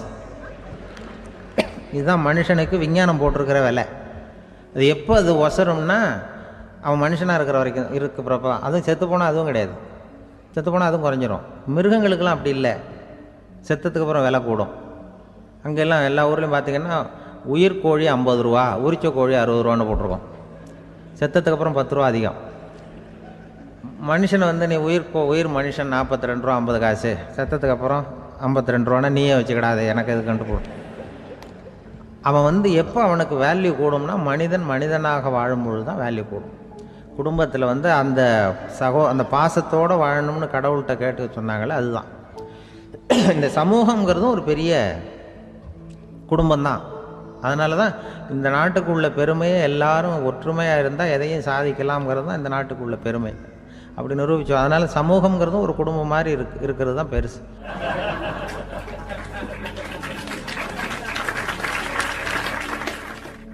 மனித நேயம்ங்கிறத பற்றி சொல்லுவாங்க. மனித நேயம் ஏன்னா ஒரு கணவனாக இருக்கணும், மனைவியாக இருக்கணும். ஒரு மனுஷன் வந்து இன்றைக்கி வந்து மனிதனாக இல்லை, மனித நேயம் குறைஞ்சி போச்சு. குடும்ப உறவுகள்லாம் ரொம்ப மாறி போச்சுன்னு சொல்கிறேன். இப்போ நாகரிகத்தில் அப்படி தான் இருக்குது. ஒரு இதில் ஒருத்தன் என்ன பண்ணியிருக்கிறான், ஒரு சின்ன பையனை கொண்டு வந்தானா. ஒரு சின்ன பையன் பக்கத்தில் இருக்கான். ஒரு பெரியவர் கேட்டிருக்கார், யாரப்பா அந்த பையன் அப்படின்னு கேட்டிருக்கார். இவன் சொன்னான்னா, இந்த பையன் எனக்கு தூரத்து உறவுன்னு இருக்கான். சரி, தூரத்து உறவுன்னா எப்படி அப்படின்னு கேட்டிருக்கான். இந்த பையன் எங்கள் அப்பாவுக்கு 8வது பிள்ளை அப்படின்னானா. கூட பிறந்தவனே அவ்வளோ தூரமாக போயிட்டான், 8வதாக பிறந்தான். அப்படி இருக்குது குடும்ப உறவுகள்ங்கிறது. இப்போ சில இதெல்லாம் இப்போ ஜாதி மத வேறுபாடெல்லாம் வந்து நம்முடைய முன்னேற்றத்தை வந்து தடுக்கும். விலங்குகள் வந்து நம்மளோட மேலானது. அதான் ஒரு ஊரில் ஒரு சிவன் கோயில் இருந்து தான். சிவன் கோயிலில் அந்த புறாவெல்லாம் வளர்ந்துக்கிட்டு இருந்திருக்கு. அந்த மாடத்தில், சிவன் கோயில் மாடத்தில் புறாவெல்லாம் குடியிருந்திருக்கு. உடனே அதுக்கு கும்பாபிஷேகம் பண்ணுறதுக்காக ஊரில் திட்டம் போட்டாங்க. சிவன் கோயிலுக்கு வெள்ளடிக்க ஆரம்பித்தாங்க. வர்ணம் பூச ஆரம்பித்ததும் அதுக்கு சாரம் கட்டுவாங்கல்ல, இந்த குச்சியெல்லாம் வச்சு சாரம் கட்டுவாங்க. உடனே இந்த புறாவெல்லாம் என்ன பண்ணிச்சான், இனிமேல் நம்ம இங்கே வெள்ளை அடிக்கிறாங்க, கும்பாபிஷேகம் வருது, நம்ம இங்கே குடியிருக்க முடியாது, எதிர்த்தாப்புல எங்கே போகலான்னு பார்த்துருக்கு. இந்த உயரம் கோபுரத்தில் இருந்த புறாவெல்லாம் எதிர்த்தாப்புல ஒரு மாதா கோயில் இருந்திருக்கு, சர்ச்சு. அங்கே சில மாடங்களில் புறாவெல்லாம் இருக்குது, சில மாடம் இருக்குது. உடனே நம்மளாம் அங்கே போடுவோம் கொஞ்சம் காலத்துக்குன்னு எல்லாம் புறப்பட்டு இந்த மாதா கோயிலுக்கு போயிடுது. அங்கே போனால் அங்கே இருக்கிற புறாவோடு சேர்ந்து இதுவும் குடியிருந்துகிட்ருக்கு. கொஞ்ச நாள் என்னாச்சு, அங்கே கிறிஸ்மஸ் வந்துட்டுது. கிறிஸ்மஸ் வந்ததும் சரி இங்கேயும் வெள்ளடிக்க ஆரம்பிக்கிறாங்க. நம்ம மறுபடியும் எங்கடா போகிறதுன்னு பார்த்தா அங்கே இருக்கிற புறாவோட சேர்ந்து இதுவும் சேர்ந்து நேராக ஒரு பள்ளிவாசல் இருந்தது. எதுக்கு அங்கே இருக்கிற மாடத்தில் போய் அங்கே குடியேறிட்டுது எல்லாம். அங்கே போனால் அங்கே ரமலான் மாதம் வந்து ரம்ஜானுக்காக அதையும் புதுப்பிக்க ஆரம்பித்தாங்க. இது என்ன பண்ணுறதுன்னு சொல்லி இந்த 3 செட்டு புறாவும் சேர்ந்து என்ன பண்ணிச்சு, எங்கே போகலான்னு பார்த்தா மறுபடியும் அதுக்குள்ளே இந்த சிவன் கோயிலில் கும்பாபிஷேகம் முடிஞ்சிருக்கு. அங்கே போடுவோம் எல்லாருன்னு சொல்லி எல்லா புறாவும் அந்த சிவன் கோயிலுக்கு வந்துட்டுது. அங்கே போய் மாடத்தில் அதை குடியிருந்துட்டுது. அப்போ திடீர்னு ஒரு நாள் பார்த்தா ஒரே கலவரம் பூமியில் எல்லாம் ஒருத்தன் அருவாளை தூக்கிட்டு நிற்கிறான், குச்சி எடுத்து ஒருத்தனை சுட்டுக்கிறான். ஒரே கலவரம், சத்தம், ஒரே மத கலவரம் வந்துட்டுது ஊரில். அப்போது புறாவெல்லாம் மாடத்தில் இருந்துக்கிட்டு ஒரு குஞ்சு புறா அவங்க அம்மாட்ட கேட்டு தான், இது என்ன, இந்த மனுஷனுக்கு என்னாச்சு, அவன் கத்தியை தூக்கிட்டு நிற்கிறானே அப்படின்னு கேட்டு தான். ஒரு குஞ்சு புறா அவங்க அம்மாட்ட கேட்டுதான், அம்மா புறா. இப்போ அம்மா அந்த புறா சொல்லிச்சான், மனுஷனுக்கு இப்போ மதம் பிடிச்சிருக்கு, அதான் கத்தியை தூக்கிட்டு நிற்கிறான் அப்படின்ட்டுருக்கு. இப்போ நமக்கெல்லாம் பிடிக்கலையே அப்படின்னு தான். அப்போ அந்த புறா சொல்லிச்சான், அந்த பாருமா, நாம் வந்து இந்த சிவன் கோயிலில் இருந்தாலும் நமக்கு புறான்னு தான் பேர், இந்த மாதா கோயிலுக்கு போனாலும் நமக்கு புறான்னு தான் பேர், பள்ளிவாசலுக்கு போனாலும் நமக்கு புறான்னு தான் பேர். அந்த மனுஷன் அப்படி இல்லை. அவன் இங்கே இருக்கிற வரைக்கும் இந்துன்னு சொல்லுவான், அங்கே மாதா கோயில் இருந்தான்னா கிறிஸ்தவன்னு சொல்லுவான், பள்ளிவாசலில் இருந்தான்னா முஸ்லீம்னு சொல்லுவான். அப்போ குஞ்சு புறா அது என்ன இப்படி பண்ணுறாங்க மனுஷங்க, இப்போ அவங்கள விட நம்ம வசதி போல் இருக்க, நம்ம தேவலாம் போல் இருக்க அப்படின்னு தான் அந்த குஞ்சு புறா. அப்போ அந்த தாய் புறா சொல்லித்தான், உண்மைதான், அதனால தான் நம்ம மேலான இடத்துல இருக்கிறோம், அவன் கீழே நிற்கிறான் என்னமும் அப்படின்னு சொல்லித்தான். இதுதான் அந்த குடும்பம்ங்கிறது, சமுதாயம்ங்கிறது ஒரு பெரிய குடும்பம். அது இந்த புறாக்கிட்டேருந்து மனுஷன் கற்றுக்க வேண்டியிருக்கு. அப்படி இருக்குது இன்றைக்கி மனுஷனுடைய நிலைமை. அதை வந்து புரிஞ்சுக்கணும். அப்படி தான் ஒவ்வொரு இதுலேயும் நாம் வந்து நடந்து கொள்ள வேண்டியிருக்குது. மிருகங்கள்கிட்டேருந்து கற்றுக்கிற வாய்ப்பெல்லாம் இருக்குது அப்படி சொல்லுவாங்க. அந்த இதில் வந்து நம்ம குடும்பத்தில் வந்து என்னென்னா, இப்போ இந்த பிள்ளைகளை பற்றி சொல்லுவாங்க. இப்போ ராமர் லட்சுமணர் கதை சொல்லுவாங்க. அதாவது ராமரும் பரதனும் பந்து விளையாடிக்கிட்டு இருந்தாங்களாம் சின்ன வயசில் பந்து விளையாடிக்கிட்டு இருந்தாங்களாம். உடனே ராமர் வந்தாராம், வந்து கோசலை அவங்க அம்மா கோசலை மடியில் சோர்ந்து போய் உட்காந்தாராம். சந்தோஷமாக வந்து உட்காந்துருக்கார். அப்போ அந்த கோசலை அம்மா கேட்டாங்களாம், ஏன்ப்பா அப்படி இவ்வளவு சந்தோஷமாக இருக்கே, என்ன காரணம் அப்படின்னு கேட்டிருக்காரு. அப்படின்னு அந்த அம்மா கேட்டிருக்கு. ராமன் சொன்னான்னா, இது என் தம்பியோட நான் பந்து விளையாண்டுக்கிட்டு இருந்தேன், பரதன். அவன் ஜெயிச்சுட்டான், நான் தோத்துட்டேன். என்னை அவன் ஜெயிச்சுட்டான். அவனுடைய வெற்றி எனக்கு சந்தோஷமாக இருக்குது, தம்பியோட வெற்றி, அதனால் நான் சந்தோஷமாக இருக்கேன்னு சொல்லியிருக்கு. அந்த அம்மாவுக்கு ரொம்ப சந்தோஷம், தம்பி ஜெயிக்கிறாங்கிறத பற்றி அண்ணன் சந்தோஷப்படுறானே அப்படின்னு. கொஞ்ச நேரத்தில் பரதன் வந்திருக்கான். அவன் சோர்ந்து போய் கலங்கி போய் அதே அம்மா மடியில் உட்காந்துருக்கான். நீ ஏப்பா, நீ தான் ஜெயிச்சுட்டியாமே, நீ என்னத்துக்கு வருத்தப்பட்டுக்கிட்டு வர அப்படின்னு கேட்டிருக்க அந்த அம்மா. அப்போ பரதன் சொன்னானா, நான் ஜெயிக்கணுங்கிறதுக்காக அண்ணன் விட்டு கொடுத்தாரு, தோத்துட்டாரு, அதனால் எனக்கு வருத்தமாக இருக்குது. உண்மையில் அவர் தான் ஜெயிச்சிருக்க வேண்டியது, எனக்காக விட்டு கொடுத்தாரு, அதனால் நான் வருத்தப்படுறேன்னா. அப்போ அந்த அம்மா சொல்லிச்சான், இப்படி தான் தம்பியினுடைய வெற்றி அண்ணனை சந்தோஷப்படுத்துது, அண்ணனுடைய தோல்வி தம்பியை வருத்தப்பட வைக்குது. இப்படி தான் இருக்கணும், அண்ணன் தம்பின்னா அப்படி தான் குடும்பத்தில் இருக்கணும்னு சொல்லி அந்த அம்மா சொன்னதாக சொல்லுவாங்க ராமாயண கதை. அதே போல் இப்போ இதில் வரும், நபிகள் நாயகத்தினுடைய பேரர்கள், பாத்திமாவனுடைய பிள்ளைகள் 2 பேர், ஹசன் ஹுசைன் 2 பேர் நபிகள் நாயகத்தினுடைய பேரன்மார்கள். அன்னை பாத்திமாவனுடைய குழந்தைகள். ஹசனும் ஹுசைனும் பேசிக்கிறதே இல்லையா கொஞ்ச நாள். இந்த அம்மாவுக்கு அதை பார்க்குறாங்க, ஏதோ அண்ணன் தம்பிக்குள்ளே ஏதோ தகராறு போல் இருக்கு, ஏன் பேசிக்க மாட்டேங்கிறாங்க அப்படின்னு சொல்லி அந்த பிள்ளைகளை கூப்பிட்டு வச்சு அந்த அம்மா புத்தி சொல்லிச்சான். இதை பாருப்பா, நீ அண்ணன் தம்பிக்குள்ளே இது மாதிரி இருக்கக்கூடாது. உங்கள் பாட்டனார் ஒரு புத்திமதி சொல்லியிருக்காரு, உனக்கு தெரியுமா? ஒரு முஸ்லீம் இன்னொரு முஸ்லீமோடு 3 நாட்களுக்கு மேல் பேசாமல் இருந்தால் அது அவனை கொலை செய்வதற்கு ஒப்பாகும் அப்படின்னு நபிகள் நாயகம் சொல்லியிருக்கார், தெரியுமா உனக்குன்னு அந்த அம்மா சொல்லிச்சான். அப்போ அந்த தம்பிக்காரர் சொன்னாராம், ஹுசைன் சொல்லியிருக்கார், அதுவும் எனக்கு தெரியும். அதே தாத்தா பாட்டனார் என்ன சொல்லியிருக்காருன்னா, அந்த 2 பேரில் யார் முதல்ல சலாம் சொல்கிறாங்களோ, யார் முதல்ல முன்னாடி பேசுகிறாங்களோ அவங்களுக்கு சொர்க்கம் கிடைக்கும், இறைவனுடைய ஆசி கிடைக்கும்னு சொல்லியிருக்கிறார். அந்த ஆசி அண்ணனுக்கு கிடைக்கட்டுமேங்கிறதுக்காக நான் பேசாமல் இருக்கிறேன் அப்படின்னா. அந்த ராமனும் பரதனும் எப்படி இருந்தாங்களோ அப்படி தான் ஹசனும் ஹுசைனும் இருந்திருக்கிறார்கள். அந்த பாசம்தான் குடும்பத்தில் வேணும். குடும்பத்தில் அண்ணன் தம்பி எப்படி நடந்துக்கணும், அம்மா பிள்ளை எப்படி நடக்கணும் அப்படிங்கிறது தான். ஏன்னா தாய் அம்மாவுக்கு எப்போதுமே பிள்ளைங்கள் அம்மா பக்கம்தான் இருக்கும். அம்மா பிள்ளைங்க தான் அதிகம். இதில் ஒரு பெரிய நீதிபதி இருந்தார் சென்னையில், உண்மையாக நடந்தது. சென்னையில் ரொம்ப காலத்துக்கு முன்னாடி, காந்தி இருந்த காலத்தில் சென்னையில் ஒரு நீதிபதி, அவர் ஒரு நாள் கோர்ட்லாம் விட்டு ரொம்ப கஷ்டப்பட்டு ராத்திரி சும்மா போய் உடனே வீட்டுக்கு வரல. கோர்ட்டினுடைய நடவடிக்கை முடிஞ்சு வீட்டுக்கு வராமல் போய் எங்கெங்கேயோ போய் சுற்றிவிட்டு அந்த நண்பர்களோடு அப்படி உல்லாசமாக அப்படி கொண்டாடிவிட்டு நடுராத்திரிக்கு வந்திருக்கிறாரு வீட்டுக்கு 1 மணிக்கு. அப்போ அந்த வயசான அம்மா வாசல்லையே காத்துக்கிட்டு இருக்கு. உள்ளே போச்சு நீதிபதி, இன்னும் சேரலேன்னு வாசல்லையே நின்றுக்கிட்டு இருந்துதான். அப்போ அது வந்த உடனே பலார்னு அரைஞ்சி விட்டாங்களாம் அந்த அம்மா. ஏன்டா அவ்வளோ தூரம் எங்கே போனேன், என்ன தான் நீதிபதியாக இருந்தாலும் அவங்களுக்கு புள்ள தானே, பலார்னு அரைஞ்சி விட்டாங்க. உடனே அவர் கலங்கி போய் அழுதாராம். மறுநாள் கேட்டிருக்காங்க அந்த பக்கத்தில் இருந்தவங்க, ஏன் நீ பெரிய நீதிபதி, பெரிய பதவியில் இருக்க, அதனால் உன்னை உங்கள் அம்மா அடிச்சிட்டாங்கன்னு அழுதியா அப்படின்னு கேட்டாங்களாம். அப்போ அவர் சொன்னாராம் நீதிபதி, இல்லை நான் இது மாதிரி எங்கள் அம்மாக்கிட்ட அடிக்கடி அடி வாங்குவேன், எப்போதும் அவங்க அடிக்கிற அடி பலமாக விழும், இப்போ அவங்க அடித்தது எனக்கு வலிக்கவே இல்லை, அந்த அளவுக்கு அவங்களுக்கு வயசாகிட்டுதே, பலம் குறைஞ்சிட்டுதேன்னு நினச்சி அழுதேன் அப்படின்னுக்காரான். அதுதான் புள்ள அம்மா பேரில் உள்ள பாசங்கிறது.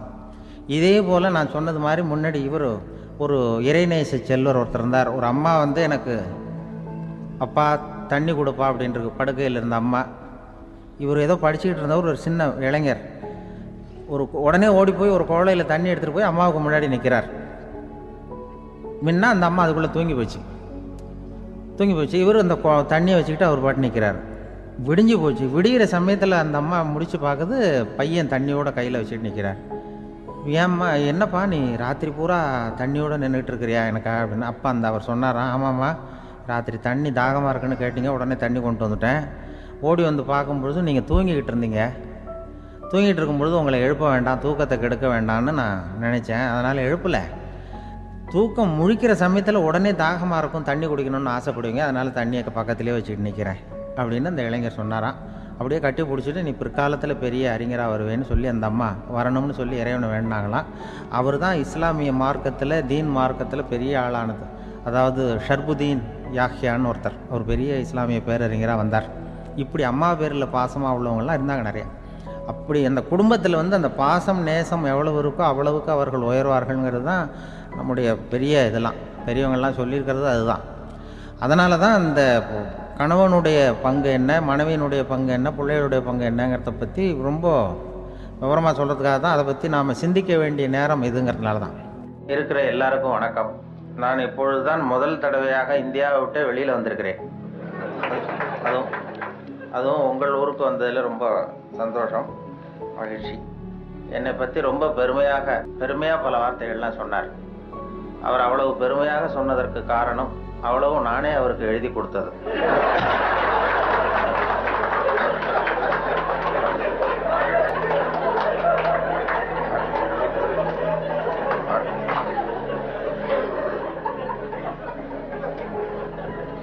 இவ்வளவு விவரமாக அவர் சொல்லுவார் என்று தெரிந்தால் இன்னும் கூட எழுதி கொடுத்திருப்பேன். அதனால அவருக்கு முதல்ல நன்றி சொல்ல வேண்டும். எனக்கு யாரும் பொன்னாடையெல்லாம் போத்துகிற பழக்கம் எனக்கு அதிகமாக அனுபவம் இல்லை. யாரும் போத்துறதில்லை. நானாக போய் பேசிட்டு வருவேன். இப்படிப்பட்ட பொன்னாடைகள் இங்கே ரொம்ப அபூர்வமாக போத்துனது, அதுவும் இந்த இடத்துக்கு ரொம்ப அவசியம். அது குளிர் அதிகமாக இருக்கிறது. நான் காசு கொடுத்து பொன்னாடை போத்திக்கிறது உண்டு சில இடங்களில். இதெல்லாம் கௌரவத்துக்காக போற்றப்படுகிற பொன்னாடை. காசு கொடுத்து பொன்னாடை போத்திக்கிறது உண்டு நாங்கள் இந்தியாவில். மாதம் ஒரு முறை இப்படி போத்திக்குவேன். அது யாருன்னா எனக்கு இந்த முடி வெட்டுகிற நண்பர்கிட்ட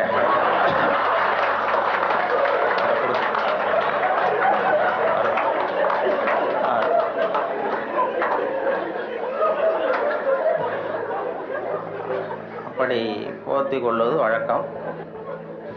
அப்படிங்கிறத அவர் புரிந்து கொண்டிருப்பார்னு நினைக்கிறேன். அதுக்கு பிறகு சரி நம்ம இனிமேல் உடம்பு பூரா கடிக்கிறதுக்கு முன்னாடி வந்துடுவோம் இங்கே அப்படின்னு சொல்லி இங்கே வந்துட்டார். இங்கே தான் அவர் கடிபடாமல் இருக்கிறார். அவருடைய சிந்தனை வந்து வித்தியாசமாக நான் பார்த்து அவருடைய புத்தகத்தை எப்பொழுதுமே இது மாதிரி புத்தகம் வெளியிடுன்னா அவங்க வெளியிடுற புத்தகத்தை பரீட்சைக்கு படிக்கிறது மாதிரி படிக்கிறது. அப்போ தான் அதை பற்றி விவரமாக தெரியும்னு சொல்லி படித்து வச்சுக்குவேன். அவர் புத்தகம் அது மாதிரி ஆரம்பத்தில் சொன்னது மாதிரி செய்திகளை கவிதையாக்கி இருக்கிறார்னு சொன்னாங்களே, அது செய்திகளை கூட கவிதையாக்கலை. செய்திகள் ஏற்படுத்தின உணர்வுகளை அவர் கவிதையாக்கியிருக்கிறார். செய்தி அப்படியே கவிதையாக்கிப்பிடல. இப்போ அது மாதிரி இப்போது ஒரு இதில் எங்கேயோ ஒரு இடத்துல பவுன் கிடைக்கிது, பூமியில் காங்கோவிலேயே எங்கேயோ பொண்ணு கிடைக்கிதுன்னு மனிதர்கள் சல்லடை போட்டு அலசுகிறார்கள்னு ஒரு செய்தி. யாரோ மண்ணில் பொண்ணு கிடைக்கிது, தங்கம் இருக்குன்னதும் மனிதர்கள்லாம் போய் கும்பலாக சல்லடை போட்டு சலிச்சுக்கிட்டு இருந்தாங்களாம். இது செய்தி. இதை இவர் பார்க்கும் பொழுது நானும் சலிச்சு பார்க்குறேன், ஒரு மனுஷன் கூட கிடைக்கலையே அப்படிங்கிறார். அது அப்படியே செய்தி ஆக்கலை. இவர் வந்து அதை தன்னுடைய உணர்வு, அதாவது தமிழில் கவிதை எழுதுறதுக்கு கொடுத்து வைக்கணும் ரொம்ப. என்ன காரணம்னா, மொழியியல் அறிஞர்கள்லாம் என்ன சொல்கிறாங்கன்னா, மொழியெல்லாம் தெரிஞ்சவங்க, மற்ற மொழிகளில் கவிதை இருக்கிறது, தமிழ் கவிதையாகவே இருக்கிறது அப்படின்னு சொன்னாங்க. அப்படி கவிதையாகவே இருக்கிற ஒரு மொழியில் கவிதை எழுதுறதுக்கு நாமெல்லாம் கொடுத்து வைக்கணும். தமிழர்களாக பிறந்ததுக்கும் கொடுத்து வைக்கணும். ஏன்னா நம்மளை விட மற்றவர்கள் நிறைய தெரிந்து வைத்திருக்கிறார்கள் தமிழை. அந்த வெளிநாடு போனவங்கலாம் சொல்லியிருக்கிறாங்க. அந்த இது நயாகரா போய் அமெரிக்காவில் நயாகரா பார்த்தவங்க போயிட்டு பார்த்துட்டு வந்து என்கிட்ட பேசும்போது சொல்லுவாங்க, அங்கே நயாகராவில் நல்வரவுன்னு தமிழ் எழுதி வச்சிருக்கிறாங்களாம். அவங்க போய் கேட்டிருக்கிறாங்க, எதுக்கு இந்த ஊரில் தமிழ் எழுதி வச்சிருக்கிறீங்களேன்னா, உலகத்திலே பெரிய அருவி இது, அதே மாதிரி உலகத்திலேயே பெரிய மொழி தமிழ், அதனால எழுதி வச்சிருக்கிறோம் அப்படின்னு சொன்னாங்க. அவங்களுக்கு தெரியுது. ஆனால் வந்து நம்ம ஊரில் வந்து இங்கிலீஷில் தான் எழுதி வைக்கிறோம் நம்ம. அது ஏன்னா அது இருக்கட்டும், இருந்துட்டு போட்டோம் அப்படின்னு. ஆனால் அப்படி எழுதினா தான் கௌரவமாக பார்க்குறாங்க. அதனால் அப்படி எழுத வேண்டியிருக்கு. வெளியூரில் அதே மாதிரி சில நாடுகளில், ஜப்பானில் ஒரு பல்கலைக்கழகத்தில் மோட்டோ, அதுதான் யாதும் ஊரே யாவரும் கேளிருங்கிறது அவங்களுடைய கொள்கை. அதை அப்படியே எழுதி வச்சிருக்கிறாங்களா, யாதும் ஊரே யாவரும் கேளிருங்க. அதை விட சர்வேயர்னு ஒரு விண்கலம் அனுப்புனாங்க செவ்வாய் கிரகத்துக்கு. சர்வேயர் செவ்வாய் கிரகத்தில் மனுஷன் இருப்பானா இல்லையான்னு சோதனை கண்டுபிடிக்கிறதுக்கு இங்கேருந்து அமெரிக்காவிலேருந்து நாசாவிலேருந்து விண்கலம் போச்சு. அப்போ என்னன்னா, அங்கே மனிதர்கள் நம்ம விட முன்னேறியவர்கள், நாகரிகத்தில் பெரியவங்கள்லாம் இருப்பாங்கன்னு ஒரு சந்தேகம் அவங்களுக்கு. அப்படி இருந்தால் அவங்க எந்த மொழியில் பேசுவாங்க, அவங்களுக்கு எந்த மொழி புரிஞ்சிருக்கும் அப்படிங்கிறது ஒரு யூகத்தில் சில பதிவு செய்யப்பட்ட பேச்சுக்களை இங்கேருந்து அனுப்பினாங்க. இதில் ஏதாவது ஒரு மொழி புரிஞ்சுக்கிட்டு அவன் ஏதாவது பதில் சிக்னல் வரும், அங்கே இருக்கிறவங்க நம்ம விட மேலே முன்னேறியவர்களாக இருப்பாங்கன்னு சொல்லி அப்படி சர்வேயரில் இங்கேருந்து விஞ்ஞானிகள், நாசா விஞ்ஞானிகள் பதிவு செய்த அனுப்பிய மொழிகளில் தமிழும் ஒன்று. ஏன்னா இது புரிந்தவர்கள் அங்கே யாராவது இருப்பாங்கன்னு அவங்களே எதிர்பார்த்தாங்க. ஏன்னா அவ்வளோ பழமையான மொழிங்கிறதுனால. அதே மாதிரி இயேசுவனுடைய வழிபாட்டு கொள்கைகள், 10 கட்டளைகள் அந்த ஒலிவ மலையில் 10 மொழிகளில் கல்வெட்டு மலையில் பொறிக்கப்பட்டிருக்கு. அதில் தமிழ் மொழியிலும் பொறித்திருக்கிறார்கள். இப்படிலாம் கேள்விப்படும்பொழுது அது பொறிக்க வேண்டிய இடத்துல நம்ம ஊரில் பொறிக்கலையேங்கிறது தான் கவலை.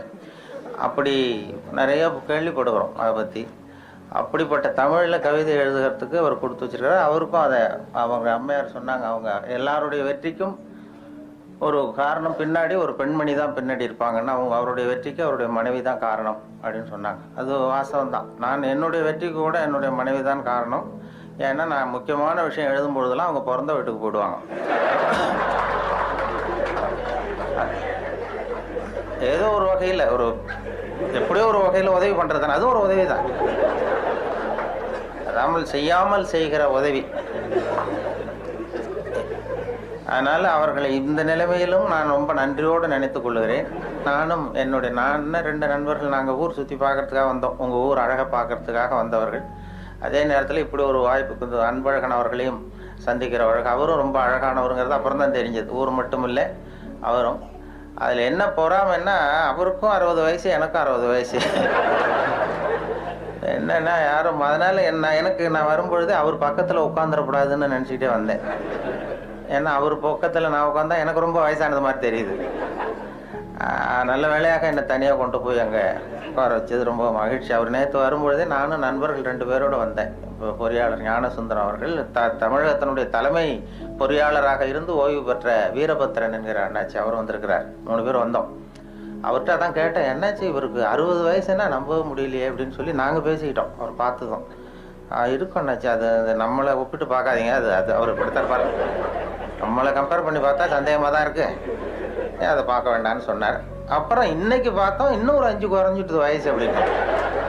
நேற்று பார்த்ததை விட இன்னும் ஒரு 5 வயசு குறைஞ்சிட்டுதே அப்படிங்கிறது மாதிரி பேசிக்கிட்டோம் நாங்கள். அது ரொம்ப அபூர்வம், அழகாக. அதை மனசு சுத்தமாக விட்டு அழகாக இருந்தால் தான் முகம் அழகாக இருக்கும். அது உள்ளத்தில் இருக்கிறது தான் மனசில் வரும். அந்த தெளிவான சிந்தனை, அந்த சிரிப்பு அவர் பார்த்தார். ஏன்னா வயசு குறையறதுக்கு எனக்கு சந்தேகம், எப்படி ஒரு குறைஞ்சிது நேற்றை விடனா. வயசு குறையறதுக்கு இது வரைக்கும் யாரும் மாத்திரை கண்டுபிடிக்கல, மாத்திரை கத்திரி சாப்பிடுவாரோ அப்படின்னாரு. இன்றைக்கு முக்கியமான தகவல் நான் தாமதமாக வந்தது தான். இருந்தாலும் இந்த இன்று ஒரு தகவல் என்கிற நிகழ்ச்சி வானொலியில் 14 ஆண்டுகள் சென்னை வானொலியில் ஒலிபரப்பானது, இடைவிடாமல் நாள்தோறும் 14 ஆண்டுகள் தொடர்ந்து ஒலிபரப்பானதுக்கு காரணம் என்னை வேறு எந்த நிலையத்துக்கும் மாற்றாமல் இருந்தது தான் காரணம். அது தினம் காலையில் ஒரு 5 நிமிஷங்களுக்கு சொன்னோம். அது தொடங்கியதே ஒரு வேடிக்கையான விஷயம். நான் கேன்டீனில் வந்து சாப்பிட்டுக்கிட்டு இருக்கும்பொழுது சக ஊழியர்கள்ட்ட பேசிக்கிட்டு இருந்தேன். நீங்கள் இனிமேல் வந்து ரேடியோவில் ரொம்ப சிரமப்பட்டு நிகழ்ச்சிகள் தயார் பண்ண வேண்டாம், ஏன்னா தொலைக்காட்சி வந்து விட்டது, அதனால் எல்லோரும் அதை தான் பார்க்க போகிறாங்க, நாம் ஒன்றும் அதிகமாக சிரமப்பட வேண்டியதில்லைன்னு சொல்லிகிட்டு இருந்த வேடிக்கையாக. இது எங்களுடைய இயக்குனர் காதுக்கு போயிட்டுது. உடனே அவர் கூப்பிட்டு இது மாதிரி பேசிக்கிட்டு இருந்தியாமேன்னாரு. ஆமாம் சார்ண்ணே, நாளையிலேருந்து உனக்கு 5 நிமிஷம் காலையில் ஒரு நேரத்தை ஒதுக்கி தர்றோம், ஜனங்களுக்கு உபயோகமான விஷயத்தை சொல்லு அப்படின்னு சொல்லி என்கிட்ட ஒதுக்கி கொடுத்தார். இந்த தவளை தன் வாயால் கேடும்னு சொல்கிறாங்கல்ல, அது மாதிரி அந்த கேண்டீனில் பேச போய் அவரை சொன்னேன். அவர் ஆரம்பிக்கும் பொழுதே இன்று ஒரு தகவல்னு ஆரம்பிக்கலாம், தினம் ஒரு 5 நிமிஷம் பேசினார். சார், இது நான் ஏற்கனவே விவசாய ஒலிபரப்பினுடைய பொறுப்பாளராக இருக்கிறேன், விவசாய நிகழ்ச்சிகளுடைய ஒலிபரப்பு பொறுப்பாளர்.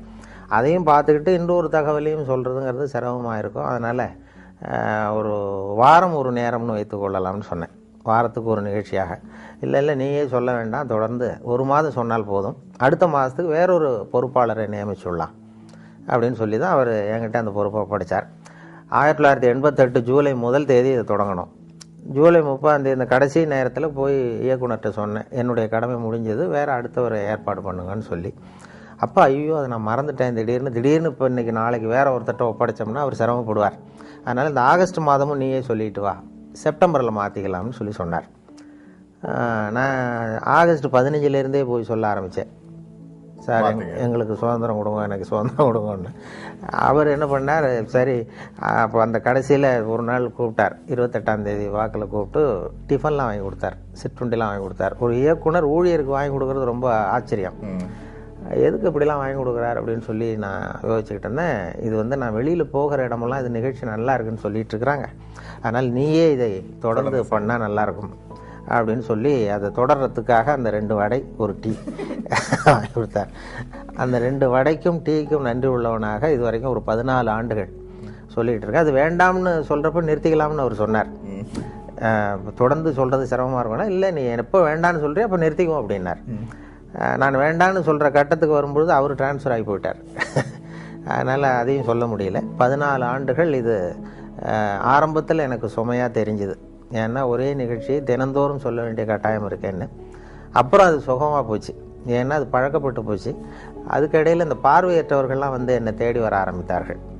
பார்வை இல்லாதவர்கள்லாம் வந்து என்னை தேடி வந்து அது யார் இன்று ஒரு தகவல் சொல்கிறவர்னு அப்படி தடவி பார்க்குறது, முகத்தை தடவி பார்க்குறது, அப்படி ஒரு ஆர்வம் அவங்களுக்கு. என்னன்னு கேட்டால், எங்களுக்கு பல புத்தகங்களை படிக்கிறதுக்கு நேரம் இல்லை, நீங்கள் இப்போ எங்களுக்காக பல புத்தகங்களை நீங்களே படிச்சுட்டு எங்களுக்கு சொல்கிறீங்க, அதனால் இதை நிறுத்திடாதீங்க சார், தொடர்ந்து இது நடத்தணும்னு சொல்லி அவர்கள் தான் எனக்கு ஊக்கம் கொடுத்தவர்கள். அதனால் ஒரு ஊக்கமும் வந்துட்டது, இதை விடக்கூடாதுன்னு சொல்லி தொடர்ந்து அதை உற்சாகத்தோடு செய்ய ஆரம்பிச்சிட்டேன். இப்போ எனக்கு பிடிச்ச தகவல், ஒரு இது மாதிரி ஒரு பேட்டியில் தான் என்னை கேட்டார்கள். ஒரு அங்கே இப்போ சென்னையில் வந்து இந்த இப்போ நையாண்டி தர்பார், அரிகிரி அசம்பிளின்னு அந்த வேடிக்கையான நிகழ்ச்சிகள் இருக்கு இல்லையா, அப்போது அந்த அரிகிரி அசம்பிளி நீங்கள் நேயர்கள் இந்த 2 பேர் வந்து நம்மளை எப்படி கிண்டல் பண்ணிக்கிட்டே இருப்பாங்க, ஏதாவது பதில் சொல்லிகிட்டே இருக்கணும். அப்போ அவர்கள் கேட்டாங்க, எங்களுக்காக ஒரு தகவல் சொல்லுங்களேன் அப்படின்னு அந்த 2 பேரும் என்ன கேட்டாங்க. அப்போ சொன்னேன், அந்த தகவல் வேணா இப்போ சொல்கிறேன். அது என்னென்னா, ஒரு ஊரில் திடீர்னு ஒருத்தருக்கு 2 பேருக்கு ஏதோ தலைவலி. அவர் மருத்துவமனைக்கு வந்திருக்கிறாங்க 2 பேரும். டாக்டர் எங்களுக்கு வந்து தலை வலிக்குது, என்னென்னு பாருங்கள் அப்படின்னு சொல்லி கேட்டாங்க. டாக்டர் சோதனை பண்ணி பார்த்ததும் மூளையில் கோளாறு இருக்குது, அதனால் அதை பிரித்து எடுத்து சரியாக மறுபடியும் சரி பண்ணி பொருத்தணும், அதனால் உங்கள் 2 பேரும் இங்கே அட்மிட் பண்ணுறேன்னு சொல்லி அங்கேயே படுக்க வச்சு அந்த 2 பேருடைய தலையை திறந்து மூளையை தனியாக எடுத்துட்டார்.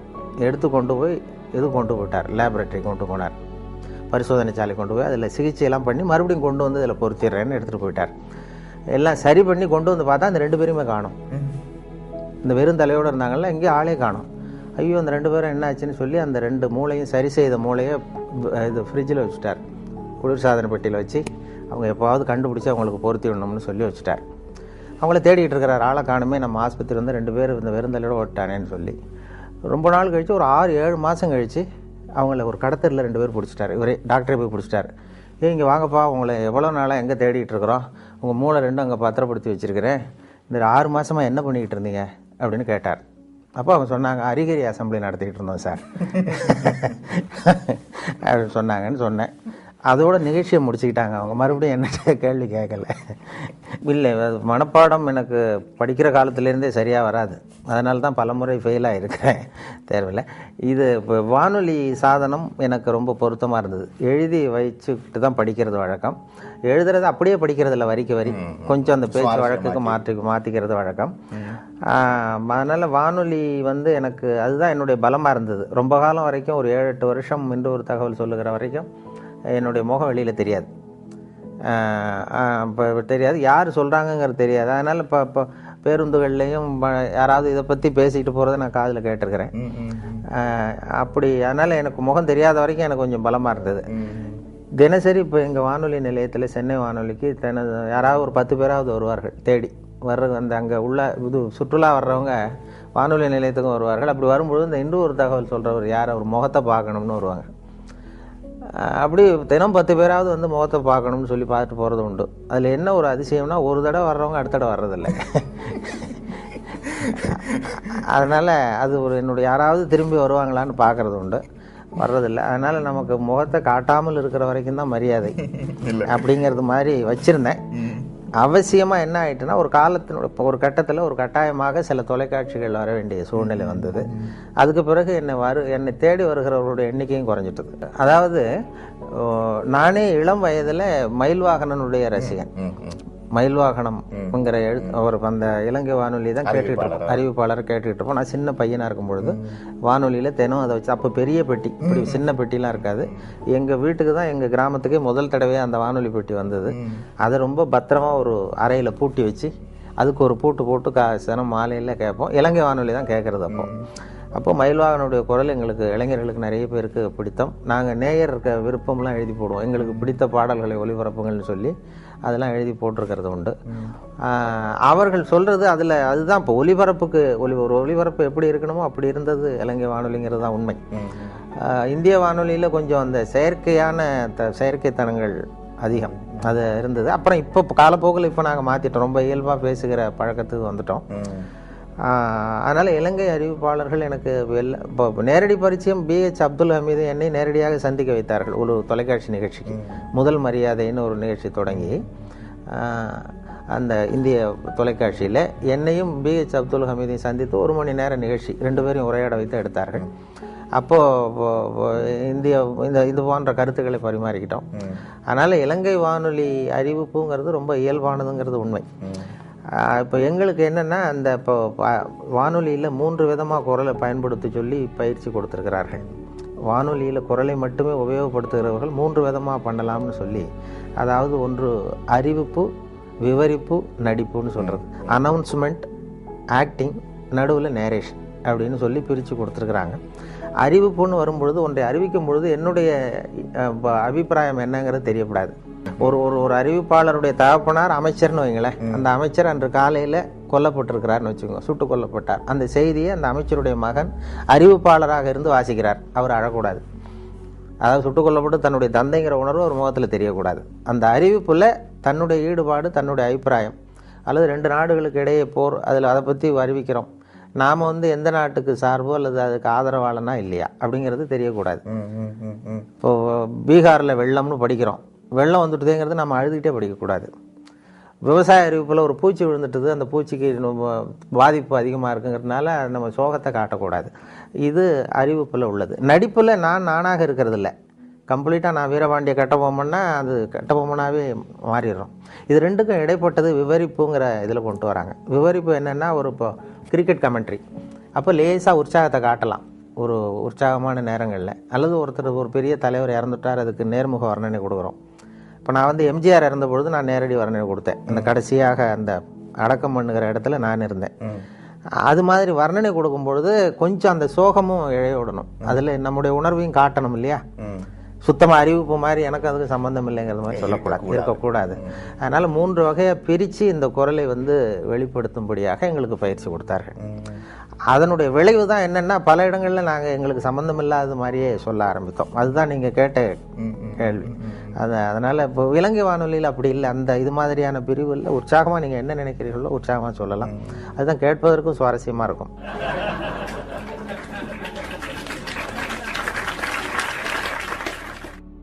இந்த பயம் எங்களுக்கு இருந்தது ஆரம்பத்தில்.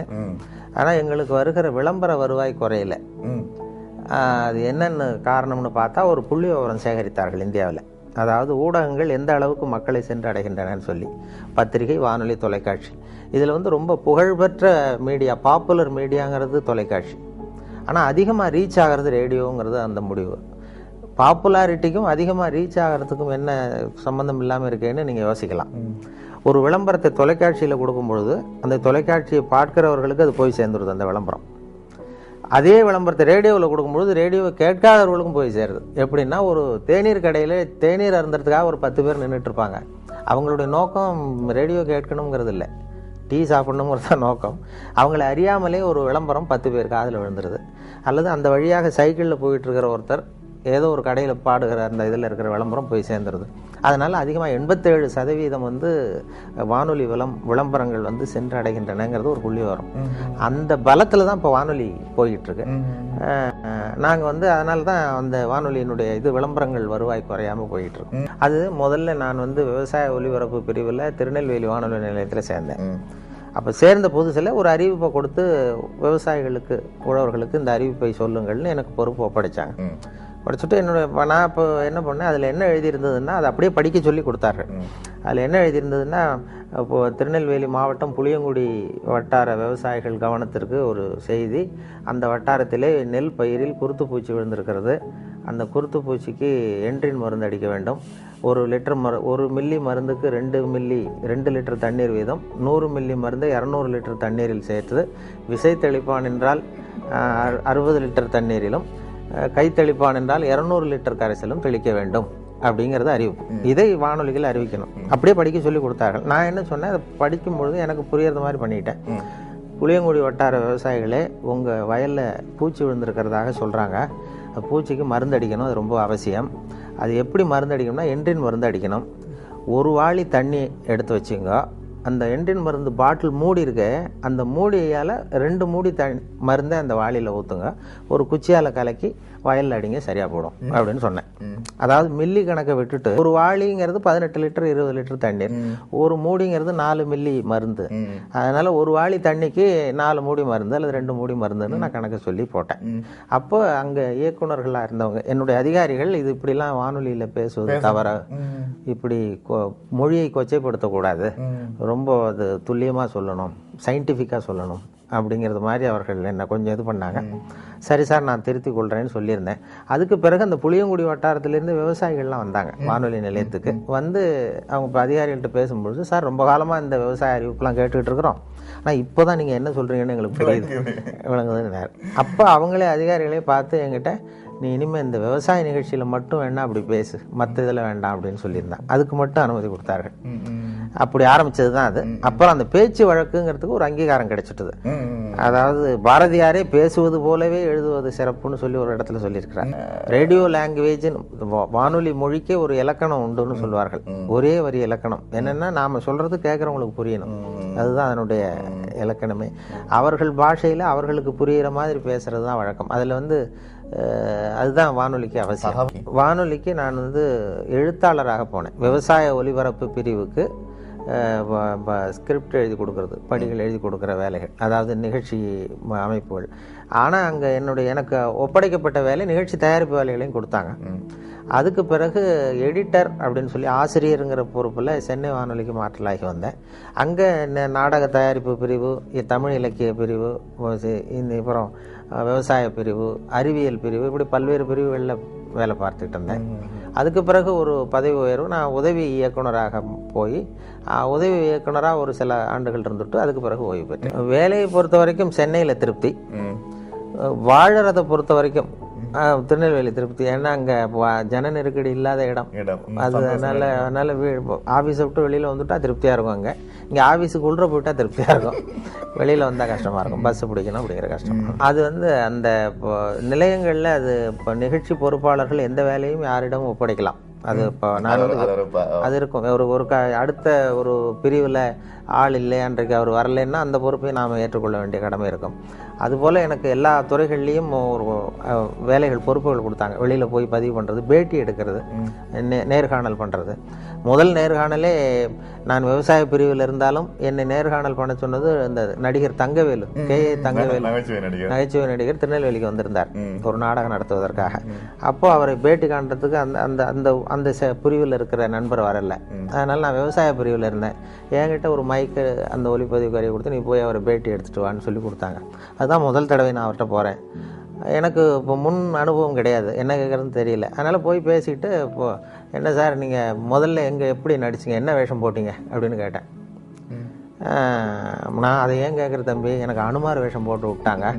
ஒரு நாடகத்தில் அனுமார் வேஷம் போட்டு ஒரு ஸ்டூலை போட்டு ஒரு மூலையில் உட்கார வச்சுட்டாங்க. மற்றவங்கெல்லாம் வசனம் பேசிகிட்டு இருக்கிறான், எனக்கு வசனமே கொடுக்கல. நான் மட்டும் அனுமார் வேஷம் போட்டு மூலையில் உட்காந்துருக்கேன் ஸ்டூலில். இதுதான் எனக்கு கொடுத்த முதல் வேஷம்னார்.